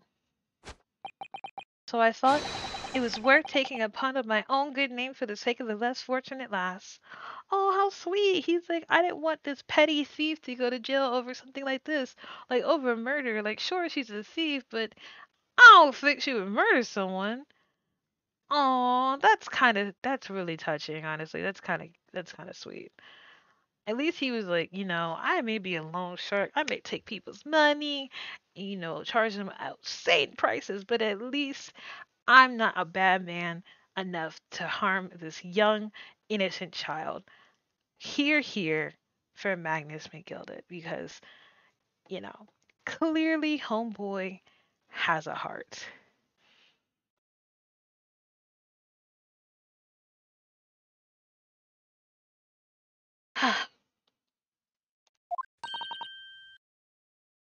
My goodness. What a perfect gentleman. Is what I'm saying. My lord. This is a fine example of a man who cannot be guilty of a heinous crime like this. I'm ashamed of myself for ever doubting you, sir. Wait, don't do that. We're not fully there yet. Relax. We're not there yet. Look at this bizarre way they judge people. Look at that. That's incredibly dangerous. With calm, calculated reason, one arrives clearly at the truth every time. Look. Whoa. Saints alive. All 6 members of the jurors consensually in their leaning to the verdict of not guilty. Look at that! Mr. Naruhodo, it must mean what? That we were victorious. We've won? Are you sure? Objection! Oh my god, what? Oh my god! Look at him. If the sight of my iron-heeled Wellington offends, pray do forgive the discourtesy. Then why do you do it?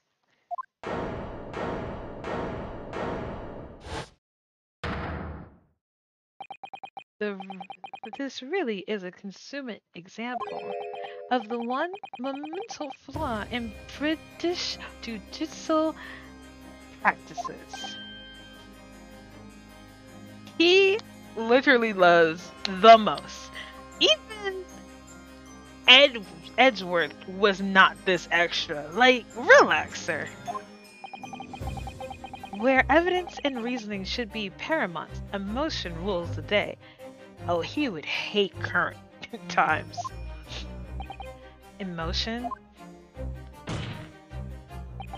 The witness' last statement gives a clear insight into his true nature. What do you mean, his true nature? Do you really think Scotland Yard would have made such a glaring omission? After this incident, the omnibus was comprehensively searched by the officers of the police. Obviously, the interior of this cubbyhole, as witness put it, was included in their investigation. Okay. The compartment under the posterior seat was full of the coachman's belongings. It's noted in black and white here in the police report, clearly on a scroll. Good lord, if it's written on a scroll, it must be true. The evidence had been tampered with. In order to corroborate Mr. McGill's story, someone has unlawfully removed everything from under the seat. Okay.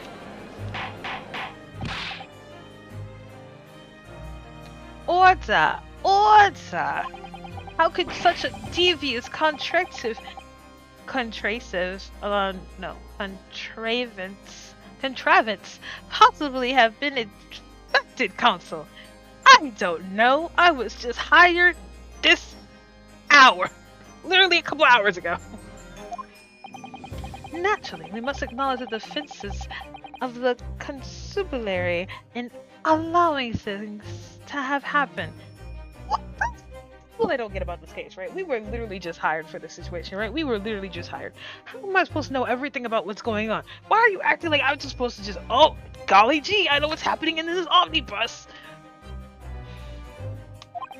However, I assure you, when the omnibus was wheeled into the courtroom this morning, because that's logically something you should do, the compartment under the seat was not empty. Well, my Japanese friend, I just walked into this courtroom. The carriage was submitted as evidence, yes. Doubtless you examined it in fine detail as you would any self-respecting practitioner of the law. I didn't. Pray, what did you find in the condition of the underseat compartment to be? I didn't check the thing. Oh, to be sure, the young gentleman will be able to clear this up in a jiffy. Sorry? Go ahead. You tell the court now, fella. How this is an elaborate excuse by the desperate Lord Von Zaddy. Well, counsel, do you have something to say on this matter? Oh, you didn't examine the thing!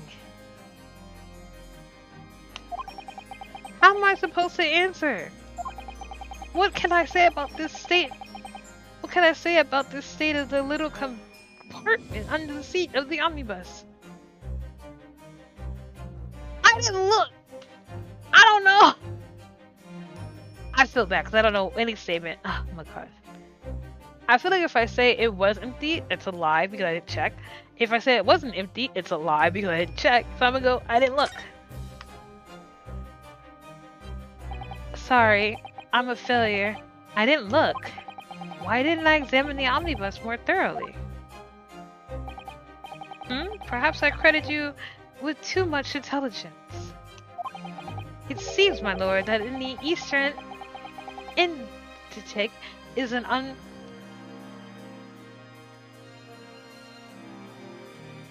I'm sorry, I read that and I'm just like confused because he's literally saying initiative is as unreliable as wine from the bear. Okay. Need I remind you, I walked into this courtroom because I was trying to prove that I can be a lawyer. This guy literally was like, hey, I'll pay you money to be my defense lawyer. You just gotta stand there and defend me or whatever, right? And I'll do all the defending and blah, blah, blah, blah. I didn't know half of the facts that was going on in this case. You brought this giant cab into this courtroom, which, need I remind you, there was never a chance for me to examine it. So how was I supposed to know what was in there? I didn't even know there was a cubby hole in there. So you were just like, oh man, you didn't look at it. I knew you were gonna present a giant cab in here. I didn't know that could be done. Excuse me for not knowing that.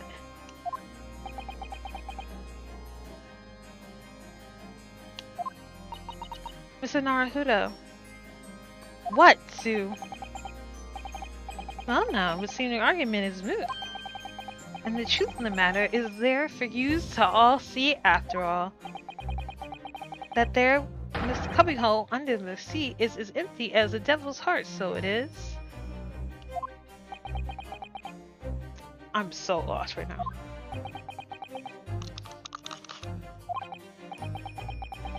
Why do I feel like something's not right here? Because it isn't.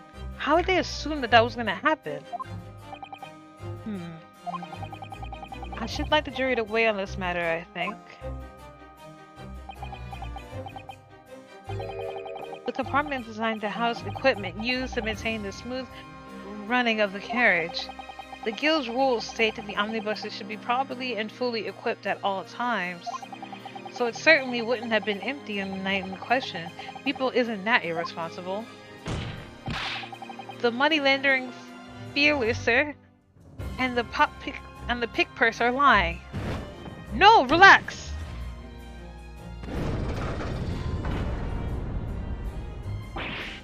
Oh no. I can't believe I was nearly taken in. The shrinking rich are always stinkers. Nothing but cowards, the lot of them.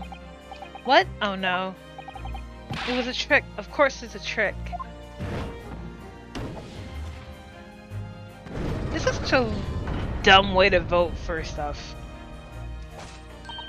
Quite so. I must concur here. My guy, relax. With calm, calculated reasoning, one arrives clearly at the truth every time. Yes, but every time a different truth it seems.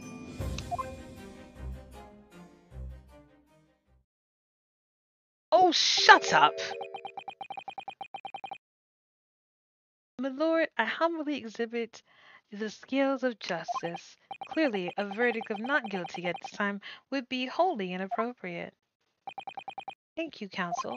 But before we proceed any further, there is a matter of an outstanding cross-examination. Counsel, for the defense, begin your questioning of the witness, please. Yes, my lord. What just happened? The whole balance of the trial just shifted almost beyond recognition. The Reaper of the Valley is at work, it would seem.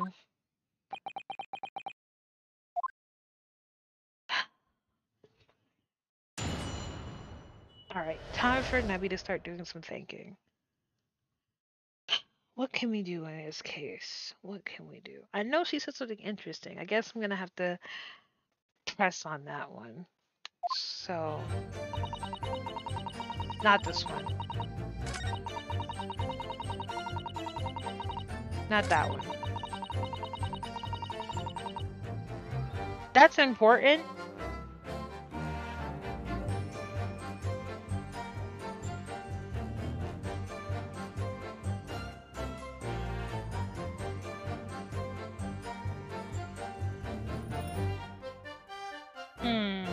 Not that one yet.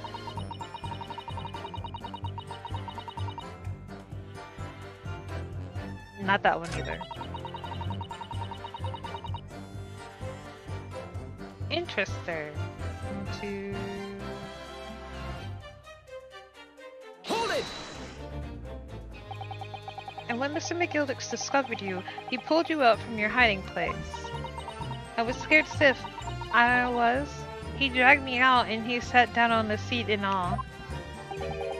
Next to the victim, Mr. Mason? Yes, the bloke had a knife in his guts and he was still bleeding.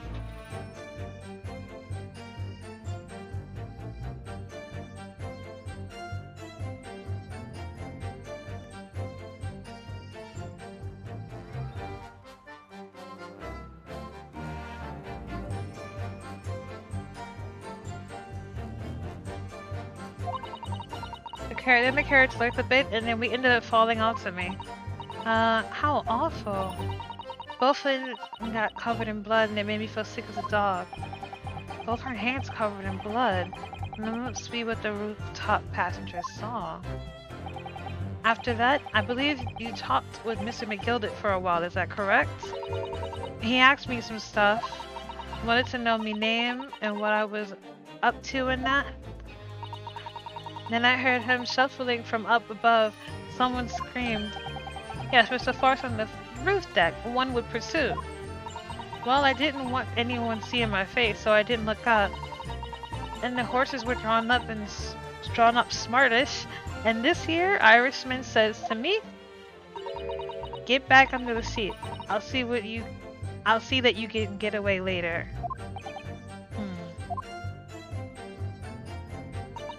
All signatures of the jury decided the defendant was innocent. For once, for a shining moment, yes. It's clear that they're all still very unsure. If we can just find some conclusive piece of evidence among this new testimony, I'm sure that we would clinch the verdict we want. Yes, I think you were right, and I have this niggling feeling. Something's bothering me, but I just can't quite put my finger on it.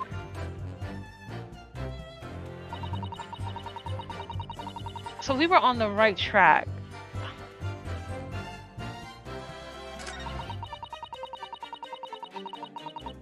Maybe I can do what I did in the last playthrough, but can I do it with him?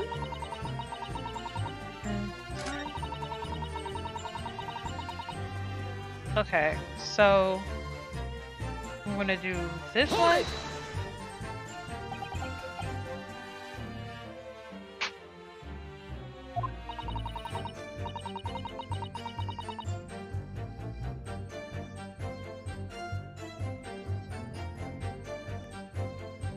Not this one.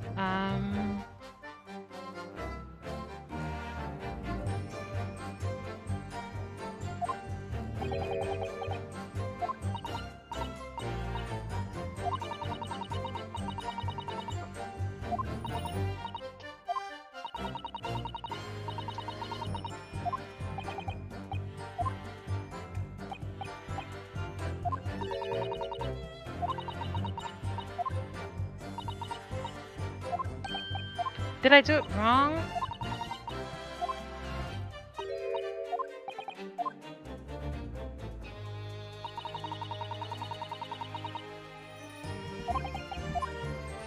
Something she says.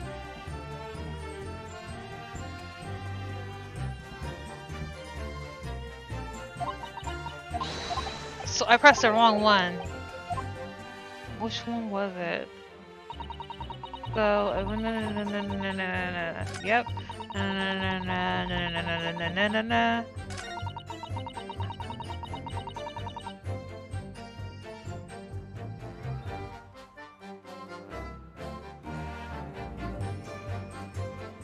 I knew it was this one, but he's involved. Ah, go back. I can't go back. Okay. It's this one.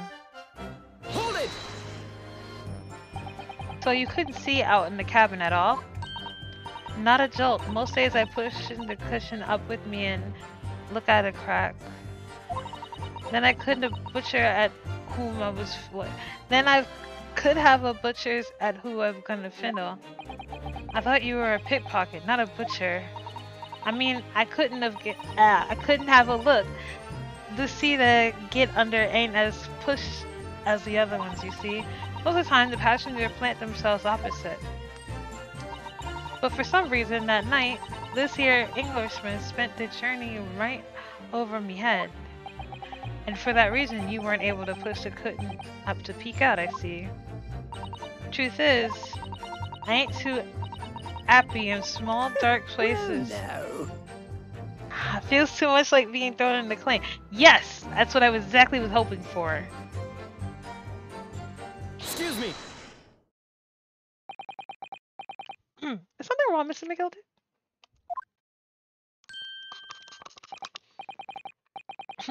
Oh, I do apologize. Was there something the matter, Counsel? I was wondering if Miss Lestrade's last comment made something occur to you, perhaps. You seem to be thinking something to yourself.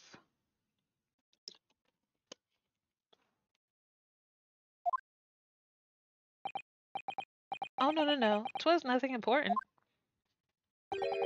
I was feeling bad for the poor lass is all. I remember feeling desperate myself as a young lad. Shut up in the dark. 'Twas terrifying, so it was. I see. Yes, I'm sure we all can sympathize. I'm still scared of the dark now. And I don't know about yourself, but I find that the darkness seems to make everything you hear seem that much louder as well. Yeah, I suppose it does, maybe. Not her being a 𝕤𝕤𝕤. Miss Lestrade, did you hear something that night? Anything? An unusual noise, perhaps?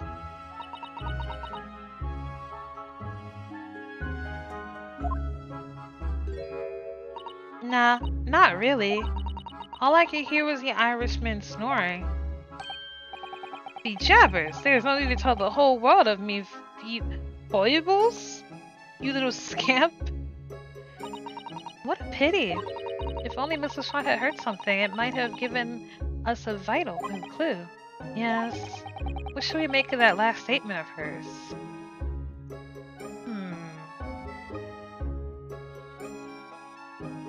Actually, it is important. Everything she said was important. It's important. My lord, I believe the statement just made by the witness is profoundly important. Profoundly important? But all she said was that she heard nothing. Yes, which is a profoundly important point. Oh, I see. I'm almost sure of it. I got it. I'm almost sure that I don't understand the inner workings of your Eastern mind, Council. Why do you keep bringing up the fact that I'm Japanese? This is so racist. Nevertheless, Miss Tina Lestrade, you will supplement your formal testimony by repeating that last statement, please. What supplement? What are you going on about? Don't give me all your fancy talk. I know what you're trying to do. Well, it won't work on me. She's so cute. Look at her being annoying. That's right. Insult the judge. Always a good thing.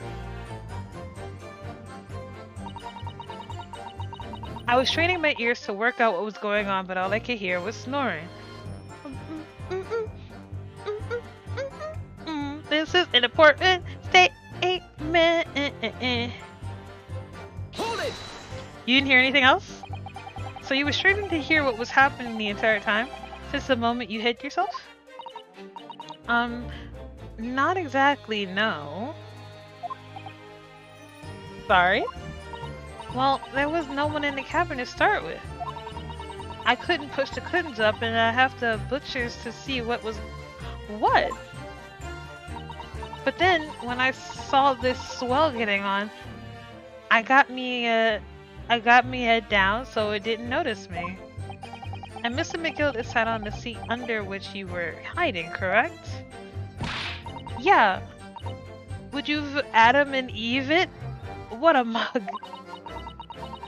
So, then all I could do was listen. And I was waiting to jump out, and there was as soon as I heard him leave, see?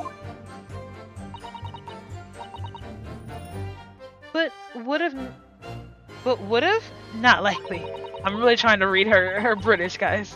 Even though we've stopped here and there, I never heard the door open. So I just had to stay put and listen to him driving his pigs to market, snoring like an old dog he was.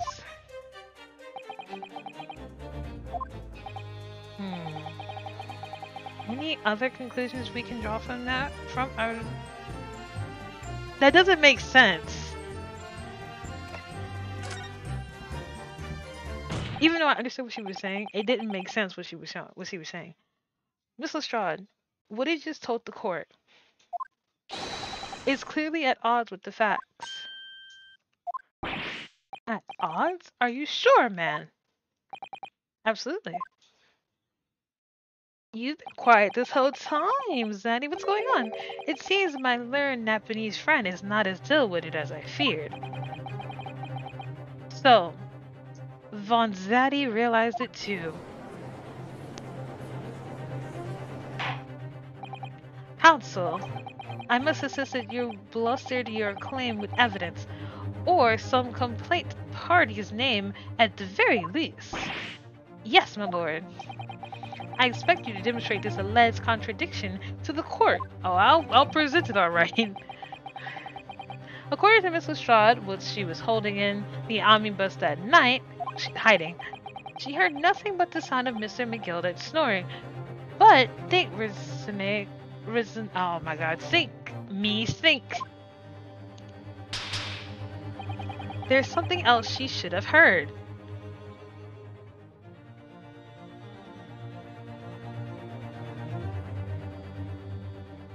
Oh, she didn't hear the knocking.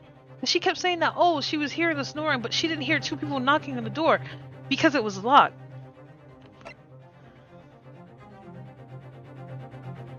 She should have heard the knocking of people trying to be in here. Oh, okay.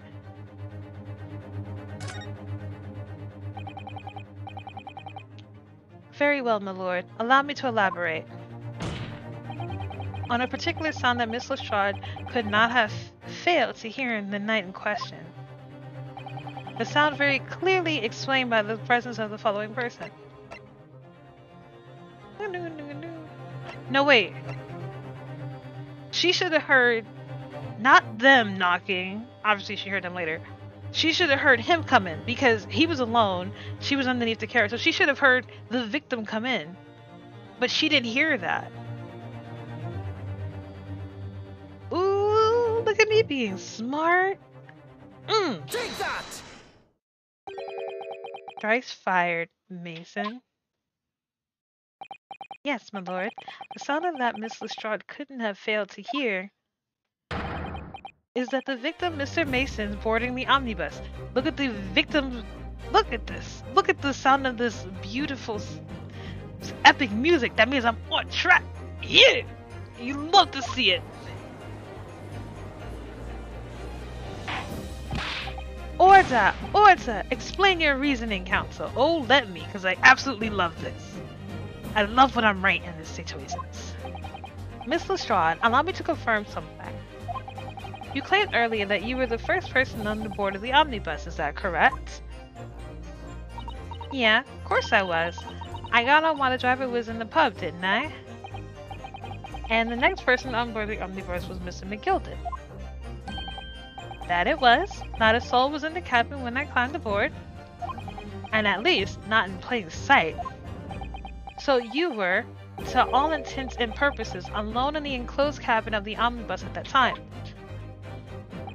Did I not just say as much? I wasn't traveling with anyone else, if that's what you mean. Yeah, I saw him get in, remember? Through the crack underneath the seat cushion. He was on his own for sure. And from what we've heard, the carriage made a number of stops after that on its onward journey. During which that time, did you not hear the door opening and closing at all? Nah, I never heard it. That's exactly what I was listening for, weren't it? Waiting for this swell to leave? In which case, when and how did the victim end up in the carriage? Oh, she's so smart! Oh, I can't believe I knew it was him. It had to be either the two people knocking or the victim itself, but no one heard the victim come in, so how did he end up there? Whenever the victim collapsed inside of the enclosed cabin on the omnibus. Therefore, Miss Lestrade's statement about what she did or did not hear is at odds with the facts. Ooh, something doesn't make sense. Yes, this petty theft statement was clearly flawed. Lord Von Zeri. Yes. He knew all too well that there was an inconsistency in Miss Lestrade's statement. It would seem words of thanks were in order for my learned friend. What are you talking about? You have demonstrated matters impeccably. This witness and her colorful statements are entirely unreliable. Her words are convenient untruths, nothing more. You let the bait man say whatever he wanted to say, so let her talk. He's dead right. How could this victim possibly not have boarded on the omnibus? That makes no sense whatsoever. And this girl is a pickpocket. Let's not forget that. No, girl, stop.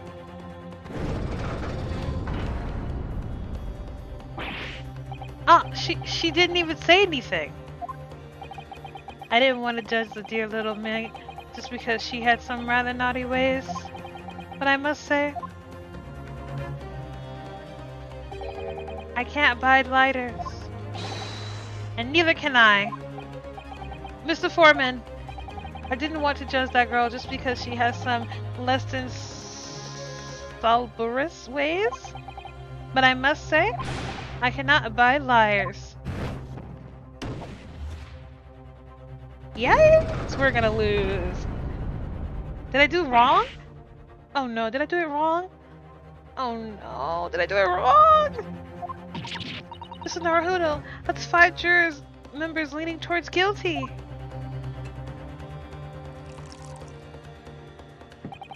Well, your consideration for others is refreshing, my 𝕤𝕒𝕤𝕤 friend.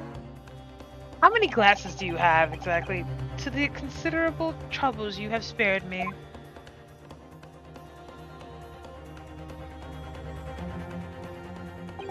Yes, very refreshing.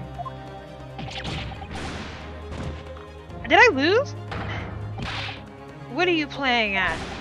Have you forgotten who you're working for, you useless Eastern Adam? Wow, relax.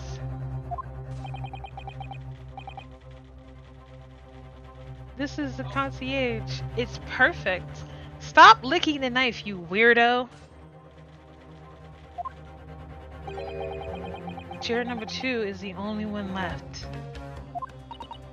Mrs. Naruhodo, the way this is going...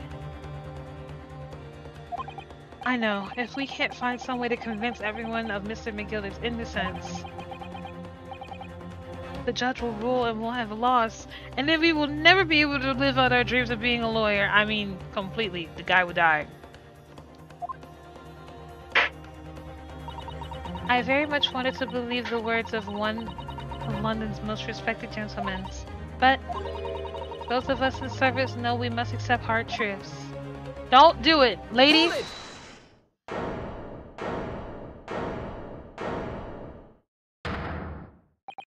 Yes, the witness's last statement seemed to be revealed a critical inconsistency in her story. Good Lord, please save this. However,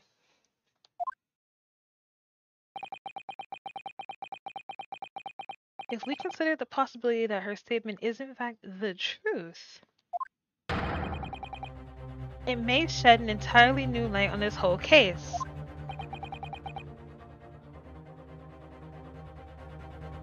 What are you saying? Counsel? I'm sorry, sir? Whatever do you mean? Counsel, I will not tolerate you attempting to prorogue my adjudication. Sorry, I'm an alien who can't read English. Explain yourself at once. When the accused boarded the omnibus on the night in question, the victim was nowhere to be seen. Subsequently, the carriage door was not heard opening a single time as testified by the witnesses in the stand. And yet the victim's body was found inside the carriage. Stop banging on the podiums! This poor podium deserved none of this! If this thief's words are to be believed, how do you explain the victim's miraculous appearance inside of the cabin on the omnibus? How do you explain that?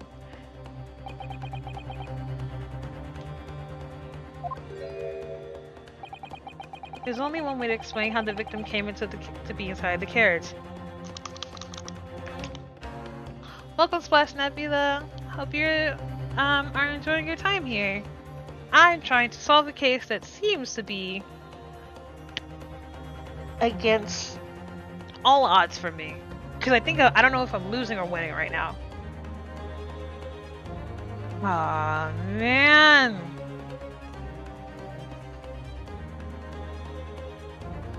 Okay, let's see. How do I figure this out?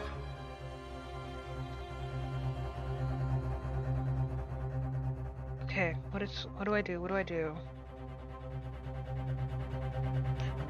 He was already there already.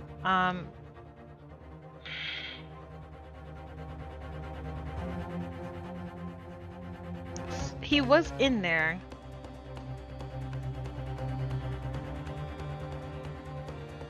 I'm trying to how did he get in there?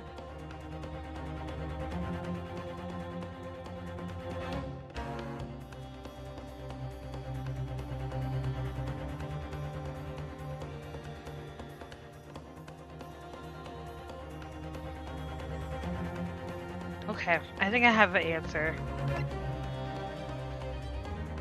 I don't know how right this is, but we're gonna see how this goes.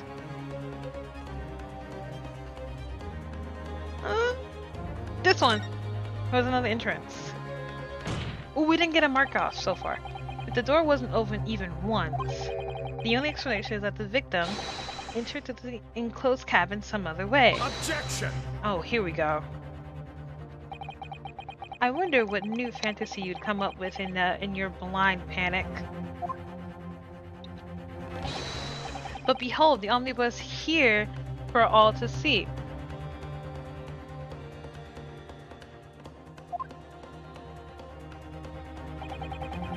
Only one side of the enclosed cabin is furnished with a door, the other only has windows. Fixed windows which cannot possibly open, in short. There is no other entrance to the cabin other than the door. But there could be. There's one possibility you haven't considered. Oh, really? Yes, another way inside of that isn't the door. Okay, 𝕤𝕤𝕤𝕤, you're gonna have to walk with me because I don't know which one it is. Another opening, the use of which allowed the victim to appear inside of the enclosed cabin. Okay, 𝕤𝕤𝕤𝕤, help me out. I don't know what you're suggesting. Alright, counsel. The defense will identify the location for the court. Oh god, don't do this to me. Here's the omnibus in which the incident occurred. Where on earth is this entrance by which you propose the victim enters the cabin?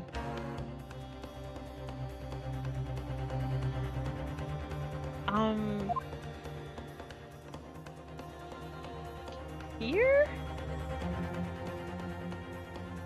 Because there's no other way, that would happen, so... Here? You know with Ace Attorney, you have to be like super precise with everything, so... Let's hope for the best, chat. Okay, I don't know if it is, but let's hope that I get it right. Take that! The answer's obvious. It could have been the skylight. I say, the skylight? Oh, I was right. Oh, cool. Objection! Your ludicrous proposal almost has me lost for words. However, Objection. Shut up. The skylight may be large enough for someone to pass through. Objection! Oh my god, boys. So you claim? But do you have a shred of evidence to support your 𝕒𝕒𝕤𝕤 theory? Not at all. I have no idea what's going on. Both Mr. 𝕒𝕒𝕤 and Miss Lestrade said the same in their testimonies. They each claim to have heard a loud thud such as a noise made by someone falling to the floor. Yes, which already been explained. That is the sound of the victim falling from the seat having been assaulted with the dagger. Yes, it was, but would a man slipping from the seat onto the floor really have made such a loud noise as the witness described? A noise loud enough to cause Miss Lestrade to let out an involuntary cry, in fact? Good.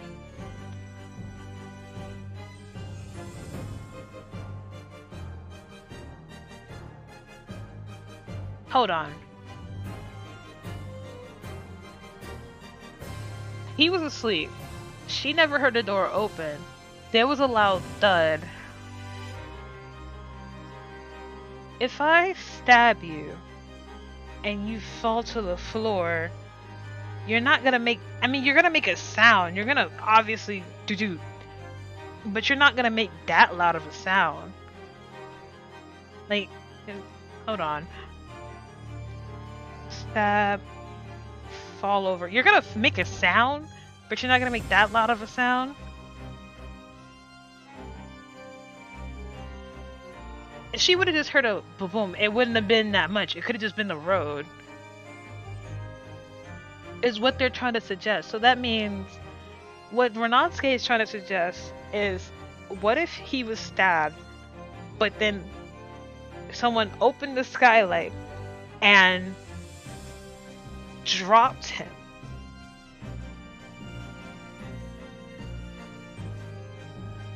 That's an interesting theory.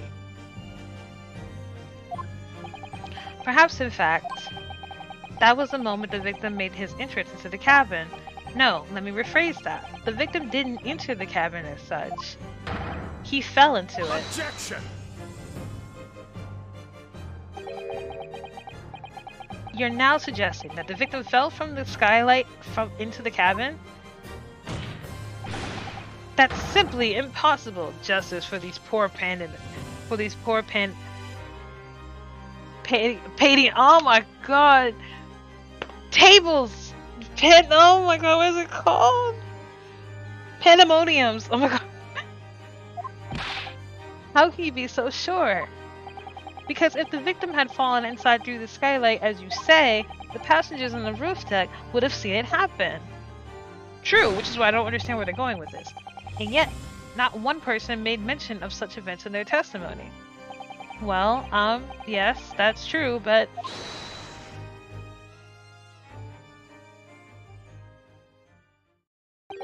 Magnus, might a humble fella make a wee comment here?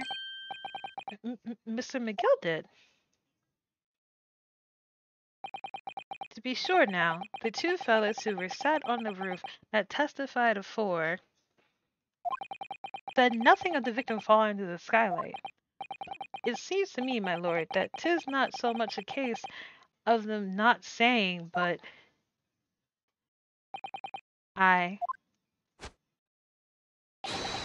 'tis a case of them being unable to say. What? I think perhaps the two fellas do be having something of a compelling reason not to mention what happened. Wouldn't you agree, fine ladies and gentlemen of the jury? What? Oh my goodness, surely not. Those two chaps on the roof? You mean the ones who struck the knife and the men were... Oh, that's interesting. Just what exactly are you insinuating here, you belitherer? Oh, he's angry! Bust up! Bust it up! Bust it up! Look at him! Look at him! He's adorable. He looks like a horse. You rotter, he said. You rotter! What are you insinuating? This is a flaming outrage. It's a good mind. Got a good mind to give you a blinker in a minute. All these British terms. He'll give you a shiner in a minute, he said. And so will I.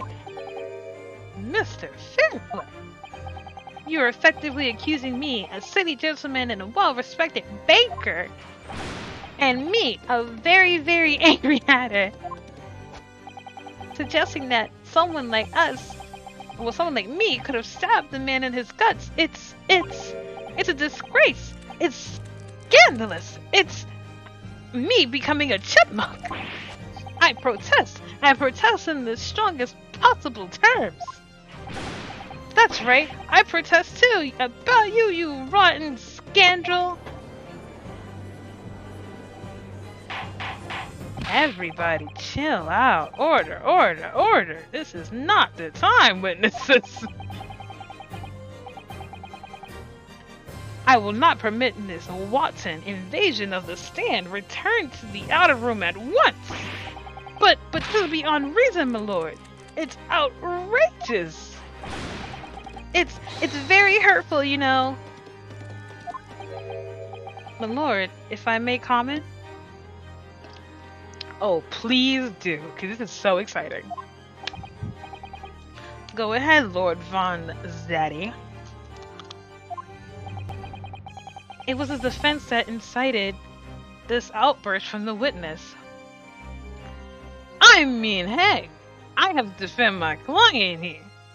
But if the shoe obviously fits, then let him wear it. My learned friend has seen it to fit to abandon all protocol and accuse witnesses without proof. Oh, apparently I must have proof, so here we go.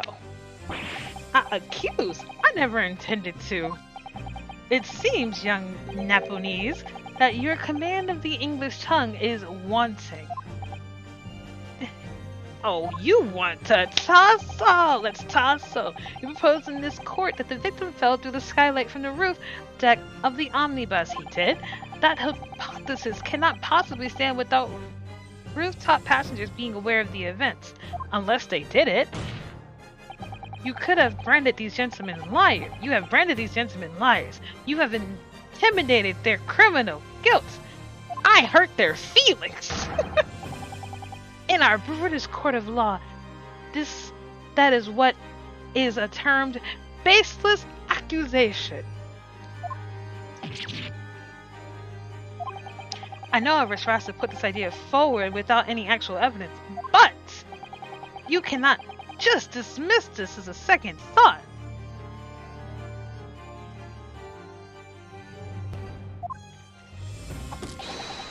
What are we wasting time for? Get them to testify.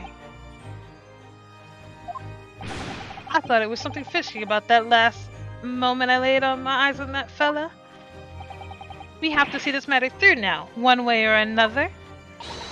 If there's a filth and rubbish in our midst, we must dispose of it at once. Oh, they're chanting! Oh! Oh, what is happening in this courtroom? Things are heating up completely. Imagine this happened during the R. Kelly trial or something like that. Everybody, to the left, to the right, up top, down low. Ah! Okay, what is happening, Mr. Naruhodo? The suspectors and the public gallery are they in a complete frenzy? Mr. Farplay, Mr. First. My lord, you will take the stand again and you will make another formal testimony in reference to the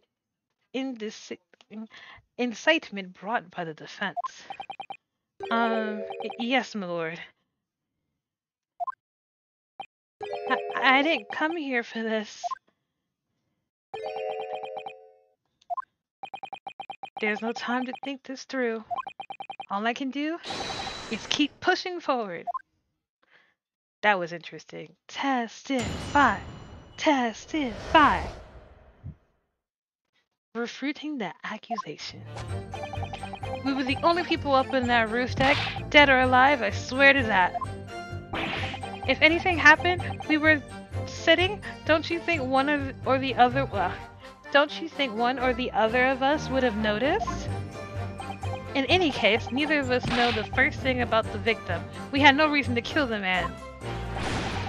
The skylight was shut the entire time, I tell you. We couldn't possibly have opened it. If you were so sure the victim fell through the skylight, where's your proof?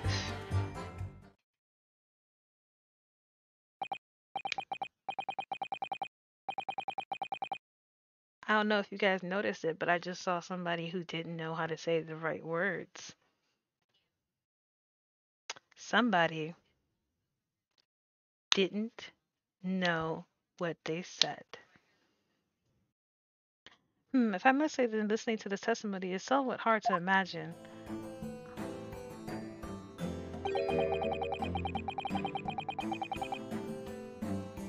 How either witnesses could have performed any malevolent act on this open rooftop deck without the other noticing forthwith.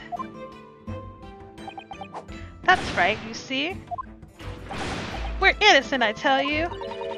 Although, logically, of course, the argument falls down to if the two of you were in collision with one another. What? According to the investigation by Scotland Yard, the two witnesses share no common dealing. Well, I don't trust coppers any more than I could trust the stinking rich. Something doesn't feel right here.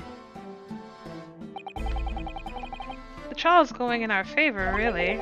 So why do I feel so uneasy? Counsel for the defense, over to you. You cross-examination, please. Oh, yes, my lord.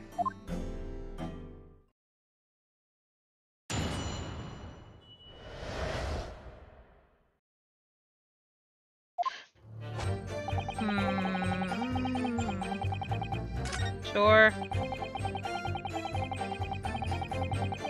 Perfect.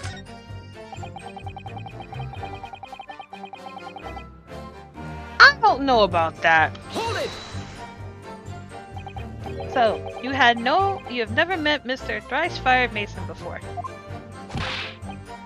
Ooh, loot. No, not once, never. He never met that man before, he said never. And you, Mr. First, had no prior dealings with the victim either? That's right, sir. Hatters don't have much to do with brick makers, to be perfectly honest, sir. No, I imagine not. You see? How many different ways can I put this? Neither of us have the remote connection. No. Neither of us has the remotest connection to the gentlemen who were inside the cabin. Oh, Mr. 𝕒𝕠𝕔𝕚𝕤! Please tell me how that's not true. Excuse me. Mr. 𝕒𝕠𝕚? Yes, counsel. What could I be doing for you? Did the witness last statement give you pause for thought somehow? But the remotest connection? Is that right now, I wonder? What are you insinuating now? Ah, Mr. Fairplay, 'twas been long, so it has. Eh? If I'm not very much mistaken, I believe 'tis fast approaching, is it not? Your repayment date? I beg your pardon. You borrowed 20 guineas from me, sir. At an inconceivable rate of interest. You tricked me. It's extortion. Well now, is that a touch of begrudgery, is it? The sort of begrudgery that might motivate a fella to pass off his crimes off of another? Oh, look at him being a gerbil again. Is someone getting nervous? And you, young Mr. First? Me, sir? What do you want with me, sir? You do be making hats for a living, do you not? That there top hatter sighting on your head, not the one of your creations, is it? Well, I'm still just an apprentice, you understand. I'm learning to find the perfect fit for whatever fine gent walks through the door. The perfect fit, is it? Well, 'tis a very distinctive design, so it is. Many customers like it, I tell you. They are like a distinctive touch. Your hat can't even stay on your head, dear. Customers? Such as the thrice-fried Mason? Fired. There was a photograph print of the victim submitted of evidence for, my lord. Oh? This is what you mean. Look at the hat he's wearing! I can't help thinking that the poor fellow's hat looks distinctly familiar, wouldn't you say? Oh! That's one of my hats. Aye, that it is. So it would seem the brickmaker was a customer of yours. The sort of customer, I wager, you could have had a wee quarrel with over the distinctiveness of the goods. No, sir, absolutely not, sir. Well, there's really nothing more to add. It wouldn't be right to say that the two fellows here haven't the most the remote connection to the victim, you see. Oh, he is smart. I rest my case. Oh, look at you guys so nervous. You little weasel. You're one to talk over there, Mr. Chipmunk. He's better at this than I am. Gosh, Mr. 𝕒𝕠𝕤𝕤 has certainly been through his research, hasn't he? Nah, Inosuke is just a terrible lawyer. Please, don't let my little interruption hold this proceedings. I got a reward.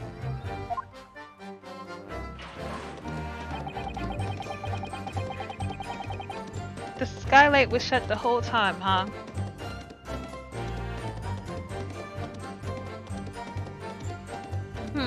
Was it? Hold it! Are you quite certain about that? That the skylight was shut the entire time? I'm going to lose my block with you in a moment. He's going to lose his rag with you in a minute. That's what he said. I heard him. Take a look for yourself. Go on. You see, it was fast shut now. Just like that was on that night. So it is. Of course a fellow the size of Mr. Mason could likely break through it, still and all. What? Just looking at the size of the ting, you understand. Now you hold it on there, sir. The size of the thing means nothing. Oh, it means everything, dear.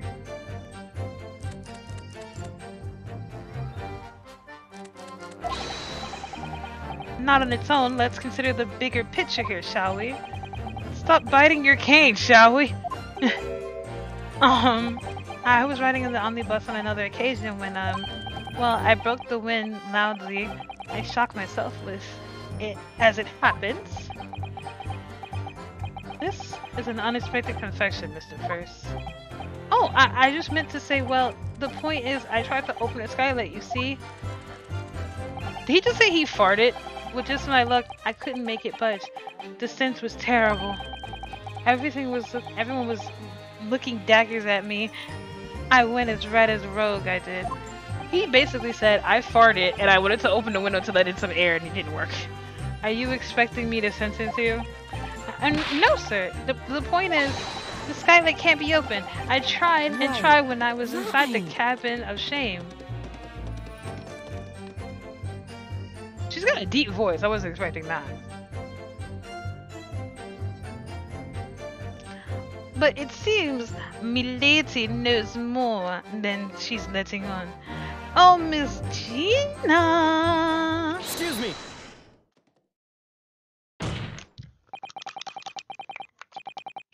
You have something to say about that, Miss Lestrade?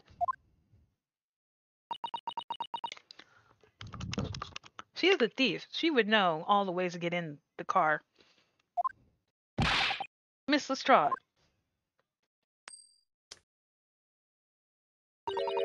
It opens. The skylight. This is what you were talking about, right?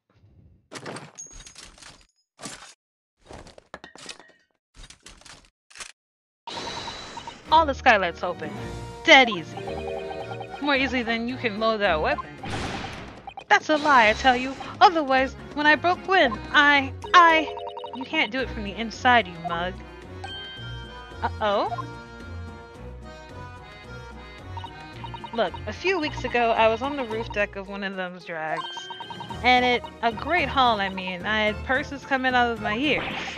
Miss Lestrade, this is not the form to be enlosing on the subject of your criminal activities. Well, anyway, I had a bit of a scare. Well, I looked at the last bloke's purse and got him wise to me. All four of them surrounded me, so I couldn't top off the bus and leg it. So, what I did was, I used the skylight, opened the latch and jumped right through. What? Girl was like, I need to get away. So she jumped into an omnibus and got away. Yeah, the catch for them skylights is on the top side. That's why you can't open them from the cabin. So they had every way of like being able to do it. Oh. The skylight opens from the roof deck? Bailiff! Is he gonna test it? Climb onto the roof of the Omni desk at once and verify the witness's claims. Ooh.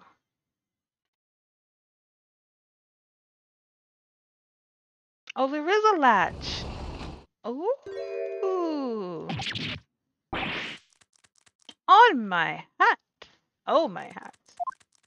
Stop chewing at that thing. See?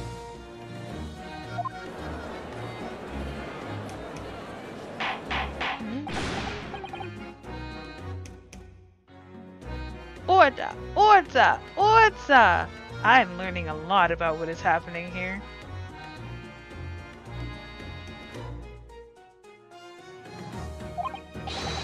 So it appears that the street girl's statement is quite true.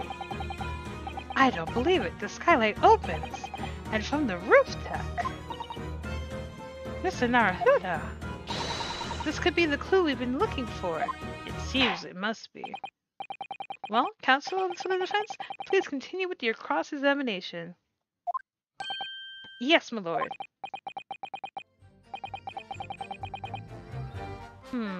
So the skylight opens. Perhaps I should investigate for myself.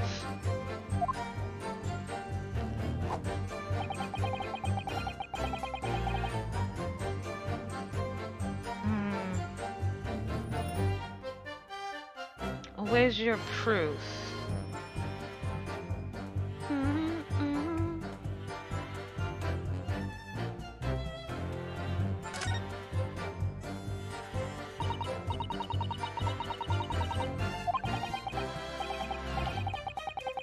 I didn't mean to do that. I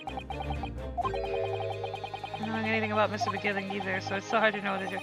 I didn't mean to do that. I want to go back. Okay, great.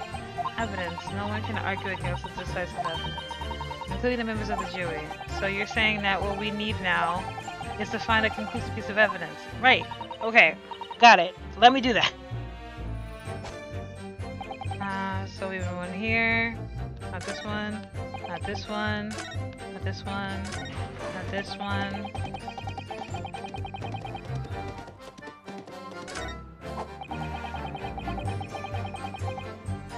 Okay, so what we need to do is present something here. We need to figure out something about the omnibus, so we need to do the examination. So now that we know that the omnibus roof opens, forget that we can do this, right?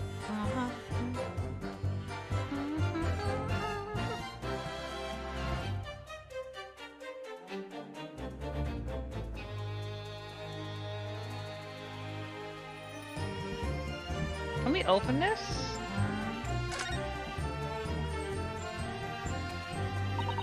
Well, let's open the door and go inside, shall we?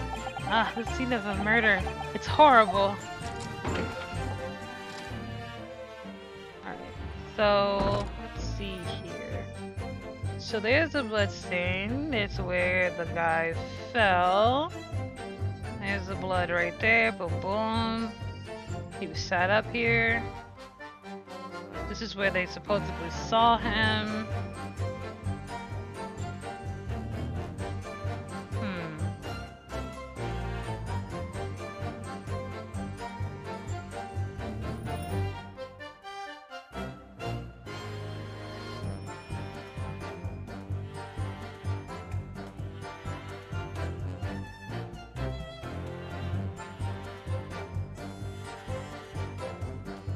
Nothing else is glowing except for that blood stain and this one. Hold on, it was glowing.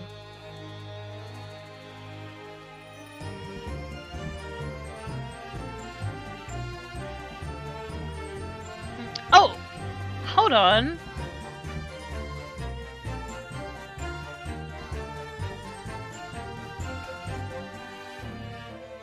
No, wait.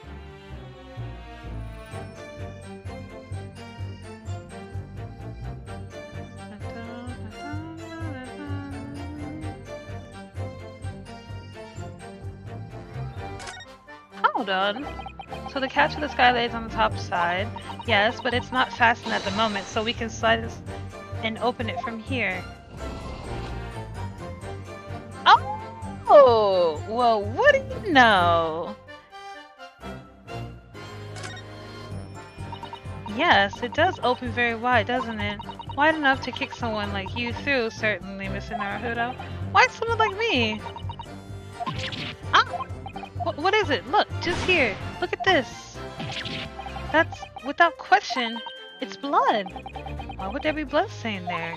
Surely, it can't be unrelated to the case, can it? Obviously not. This is what we needed, stupid girl.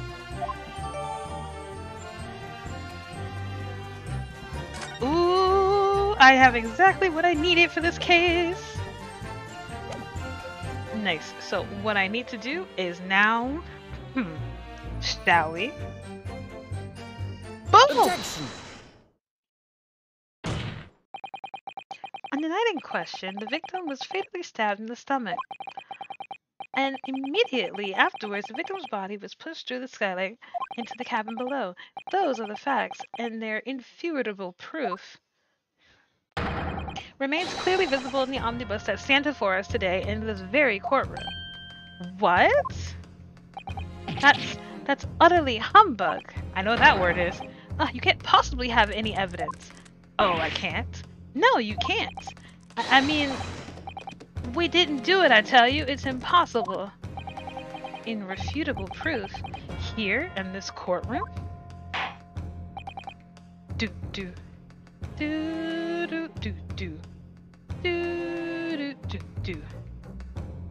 Counsel, my lord, I believe everyone would appreciate a little clarification here. Where exactly then the omnibus evidence to which you allude?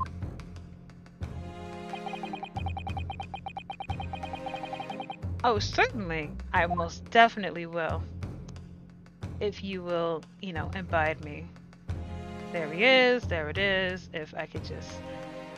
Thank you very much. That's a new one. By Jupiter, is that... blood? The blessing proves two things.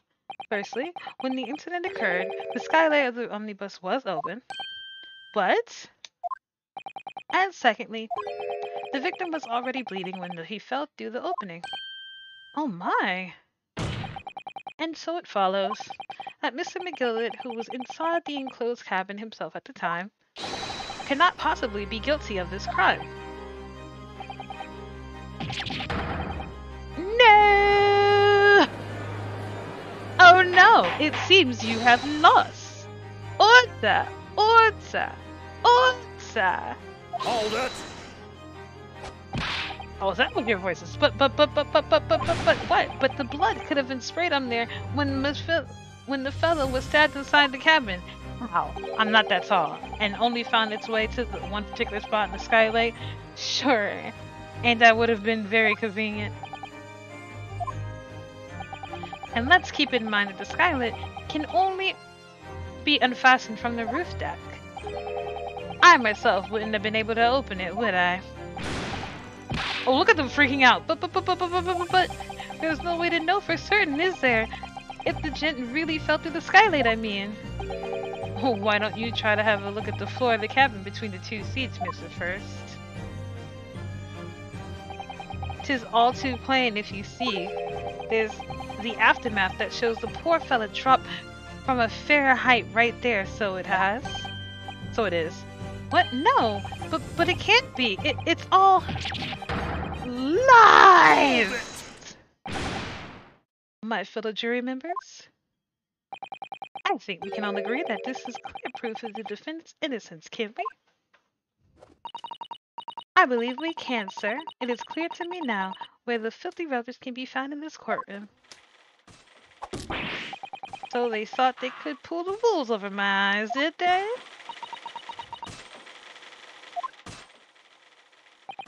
I won't tolerate any of the guild's carriages being soiled with blood. I won't tolerate it. Oh, I've always knew that the nice gentleman who gave us the delightful part couldn't have done such a thing. On three then, everyone? 1, 2, 3. Objection! What? What? I was almost there! A chilling performance, Mr. 𝕤𝕤𝕤. Oh, and what would you have been referring to there now, Lord 𝕤𝕤𝕤? A blood stain on the frame of the skyline? Such evidence is null and void. How? Why? For one extremely simple reason. I don't like it. Meh. That smear of blood never existed. Are you kidding me? Objection! What are you talking about? It's there for all to see, and it's clearly blood. Objection! I personally attended Scotland Yard's investigation of the omnibus. The officers involved went over the carriage with a fine-tooth comb. So I can state with absolute surety, no such smear of blood existed in that carriage. At least not until this trial began. What? Oh my god, are you suggesting Lord 𝕤𝕤𝕤 that the stain of the blood was fabricated, my lord? Yes. And while this court has been in session, who did it? Who would go into the omnibus, put the blood there? Like, what did he do? Pick it up from the floor, put it on this thing, and was like, yes, accuse them. What a palaver. I must say I didn't expect such a crude reasoning from a prosecutor of your standing, Lord 𝕤𝕤𝕤. It's like, oh, did you prove that I'm innocent? Can you not prove that it's like, can you unprove that? Like, what? But I, Magnus 𝕤𝕤𝕤, a felon known all over the capital for his fine contributions to public life, I don't take too kindly to slander, and I'll fight it to the bitter end. Even if it's rolling off the tongue of a reaper of the Bailey. Mr. 𝕤𝕤𝕤, I realize that this is your first appearance in court as the accused. However, I am well aware of your involvement behind the scenes in great many affairs of dubious nature. You may not like what I do, but I can do it, is what Magnus is saying. You're very inept when it comes to avoiding getting your own hands dirty. And each time it happens, there's a case you were involved in investigating, you adapt the facts. Adapt the facts? What does that even mean? He plagiarizes. He basically makes other people do it for him. That way he's not exactly a dirty person. It's what a lot of mobsters supposedly do. When you wield a fortune the size of Mr. 𝕤𝕤𝕤, however, ill-gotten it may be, nothing is impossible. Tampering with evidence, manipulating the scene of a crime, bribing witnesses. I toast your ability to conduct this most convenient of stories, sir. Tut, Lord 𝕤𝕤𝕤, this will not do, to be sure. Wait till... Will it now, counsel? Oh, no! I think it's fair to say this does all sound like a rather far-fetched excuse by a desperate man. The blood of the skyline didn't exist, he say? But if you will all cast your minds back, it is not true that this omnibus there has been in the courtroom the entire time. How could anyone possibly put a smear of blood in there without the world and his wife seeing? Isn't that right now, counsel? It's true. The omnibus has been in full view the entire time the courtroom has been in session. My learned friend. Here's to hearing your opinion on this matter in your own words.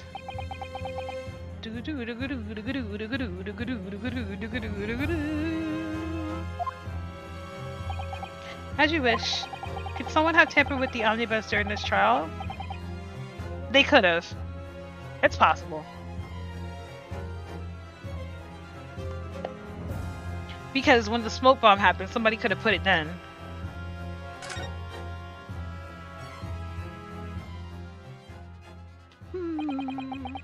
As As a defense lawyer, it's my job to advocate for the defendant as best I can. But still, I feel as though there's something even more important at stake there. There is no evidence to suggest that the defendant did as my learned friend suggests.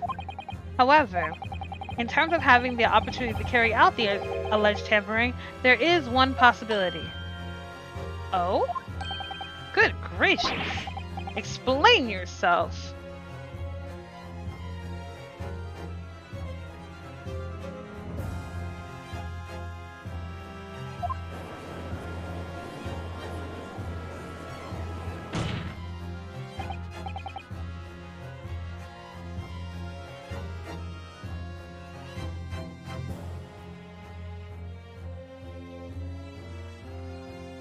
Yes, there is.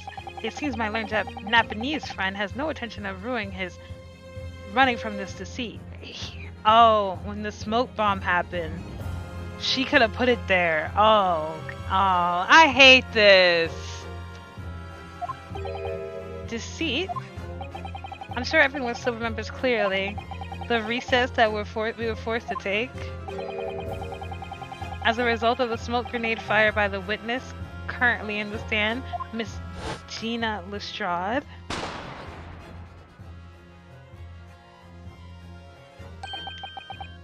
What is going on? And this is what's happening. Oh my god, the bomb went off. Like during this time, they could have put the blood there.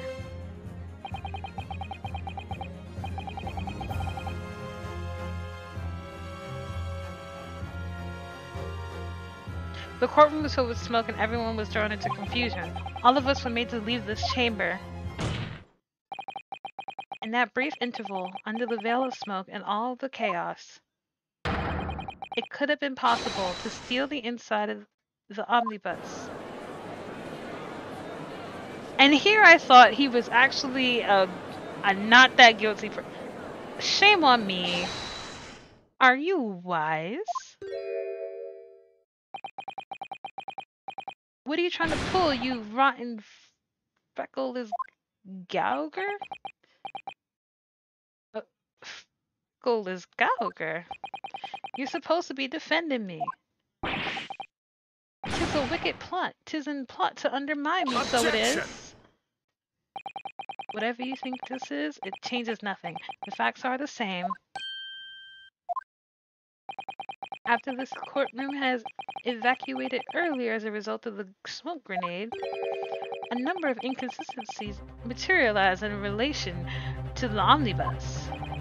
Inconsistencies such as, to start with, the storage compartment underneath the rear passenger seat. Yeah, like how is it empty all of a sudden?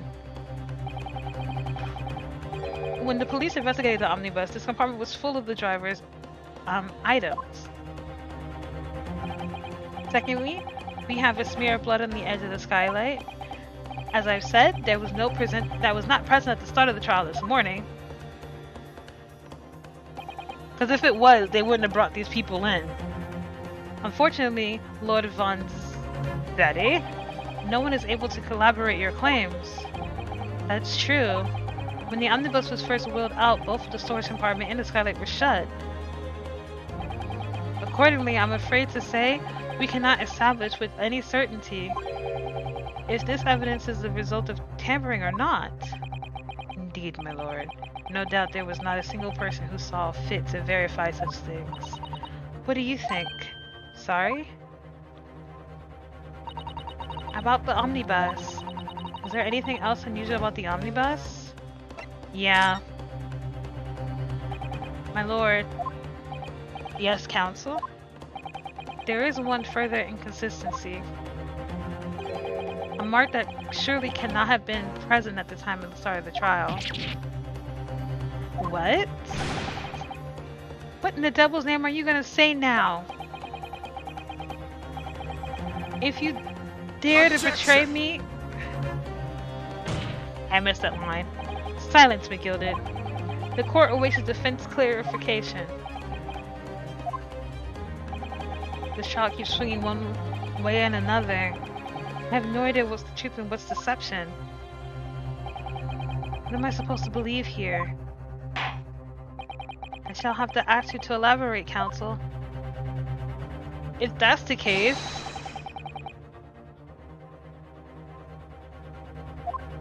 If that's the case, then... Right? Look. So, this is the only blood that really should have mattered. This blood shouldn't be here. That could have also been fabricated. Got it! If we consider that the victim fell through the skylight onto the floor of the cabin, would you certainly expect to find signs of blood where he landed? But as far as I recall, this blood stain on the cabin floor was not there when the omnibus was first brought into the courtroom. Good lord. They would have immediately saw it and immediately determined that those people that he brought in were guilty. Yes, I do believe you're correct, Counsel. I don't know why I didn't think about that. Oh my god, I'm so dumb. Well, I didn't know that the people investigated the thing. Well, of course they did. Okay. Okay, I fell for the game's trap. Well said. Although as an advocate for the defense, one might say that this was a very careless slip of the tongue.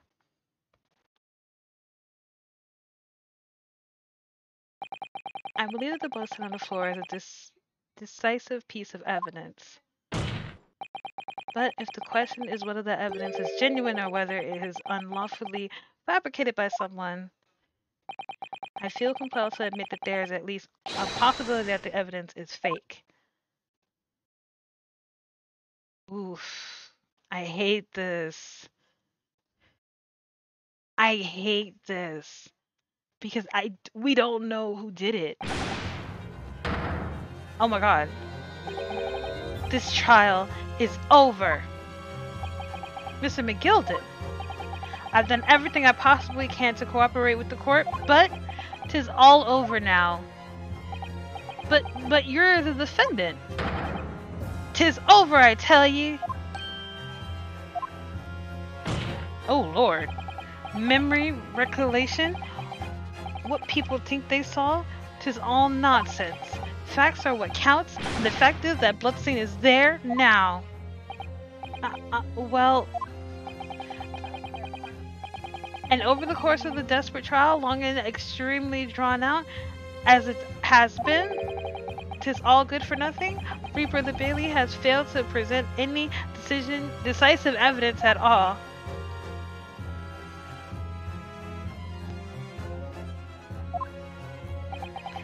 I'm scandalous, so I am, and I thought the better of Lord Von Zaddy. Well, my lord? I must concur with the defendant. This unaffirmed regulations of an individual cannot stand as evidence. At this moment in time, the particular blood stain in question is very much in existence, and in the absence of an incredible method by which to prove its alleged previous non-existence, I regret to say that it would be improper for this trial to continue. Your lordship can't be serious. Are you calling a mistrial? Lord Von Ziegt, what is your position? The prosecution, my lord, has no further witness or evidence to present. Are you serious? Very well. In that case, as I believe we have explored every possible avenue in this matter, they're calling a mistrial. I shall proceed to my adjudication. Call it a mistrial. As a formality, I am of course obligated to confirm with the defense first. What formality?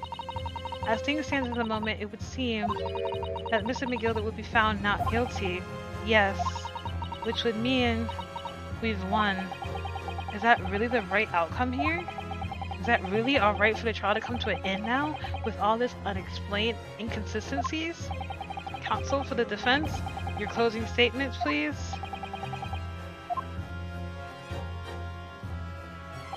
Yes, my lord. The defense believes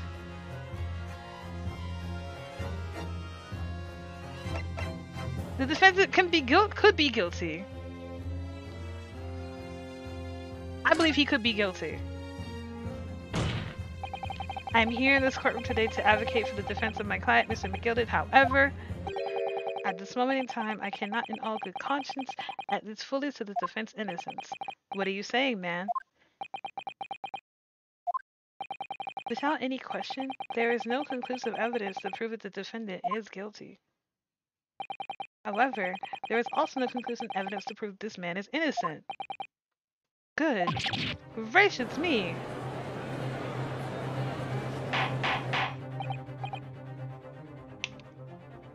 Order! Order! This is unpredictable behavior, counsel. A defense lawyer is calling the accused innocent into question. Are you of sound mind?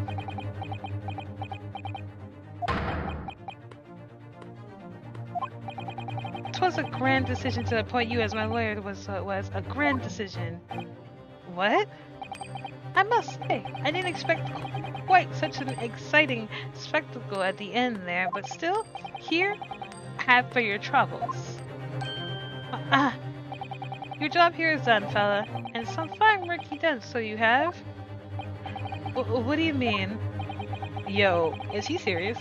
'Tis just as the right honorable gentleman so sequentially put it before, the trial cannot go on anymore. In your closing statement there was, how did he put it now? Nothing more than a formality. This man is such a boss that he is ending the case. He is ending the trial.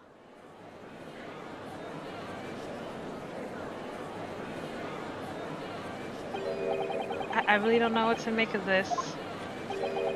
Was the evidence we seen genuine or was it fake? The lordship would be fuming. Any unsightly rubbish should be disposed of promptly, as I said. The stinking rich are always guilty of something. You mark my words. I feel terribly ashamed that I ever doubted that lovely man who gave us that lovely park. Now then, proceedings have unfolded in this way. I can compare to declare a premature end to this trial. Call a mistrial. Furthermore, the court must accept the defendant's plea.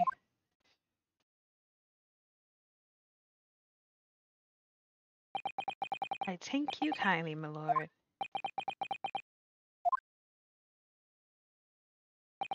I hereby pronounce the verdict of this court. Objection! But we still haven't determined if the bloodstain in the omnibus is genuine or not. We don't know if those witnesses are telling the truth or a pack of lies. We have no doubt. We have no idea about the truth. Lord von Zaddy, my lord, the case made by the prosecution was flawed, plain and simple. If you indeed the omnibus presented as evidence was tampered with, the prosecution is at fault for allowing such a disgraced version of justice to take place. It happened in the courtroom, though. My sincerest apologies, my lord. Objection! But wait! We were the one who evacuated from the courtroom. Ordered the evidence to be secured. I'm afraid the prosecution cannot shun responsibility in this matter. Are you serious? That's so unfair. The compatibility of the defendant has not, and at the present time, been established by this court. Consequently, the jury will not be required to pre-offer judgment. What? Well, Lord von Zaddy, it's been a pleasure, so it has. And as for you, my dear fella, I couldn't have asked for a better defense. Do you mean to tell me this has all been a grand waste of time? 'Tis the law of the land, my good man. If you'd like to pursue this matter further, you can always go ahead and try to change the law. Magnus 𝕒𝕠𝕔𝕚𝕒. Good grief, you've more to say to me, have you? Just one thing, a warning. This is far from over. Well, something to be looking forward to then. I hereby pronounce the defendant, Mr. Magnus McGilded. You have gotta be kidding me. He got off.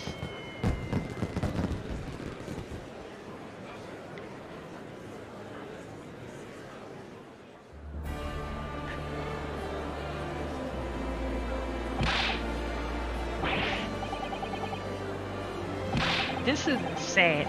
He literally tampered with there's a way that he possibly could have tampered with evidence. And they're letting him walk. With the court in 𝕤𝕤𝕤𝕤 for the second time that day, the judge delivered his verdicts. We're gonna stop it here because that's insane. They literally let this man walk away and he could have literally died.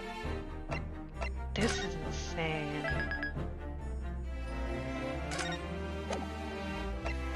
I can't.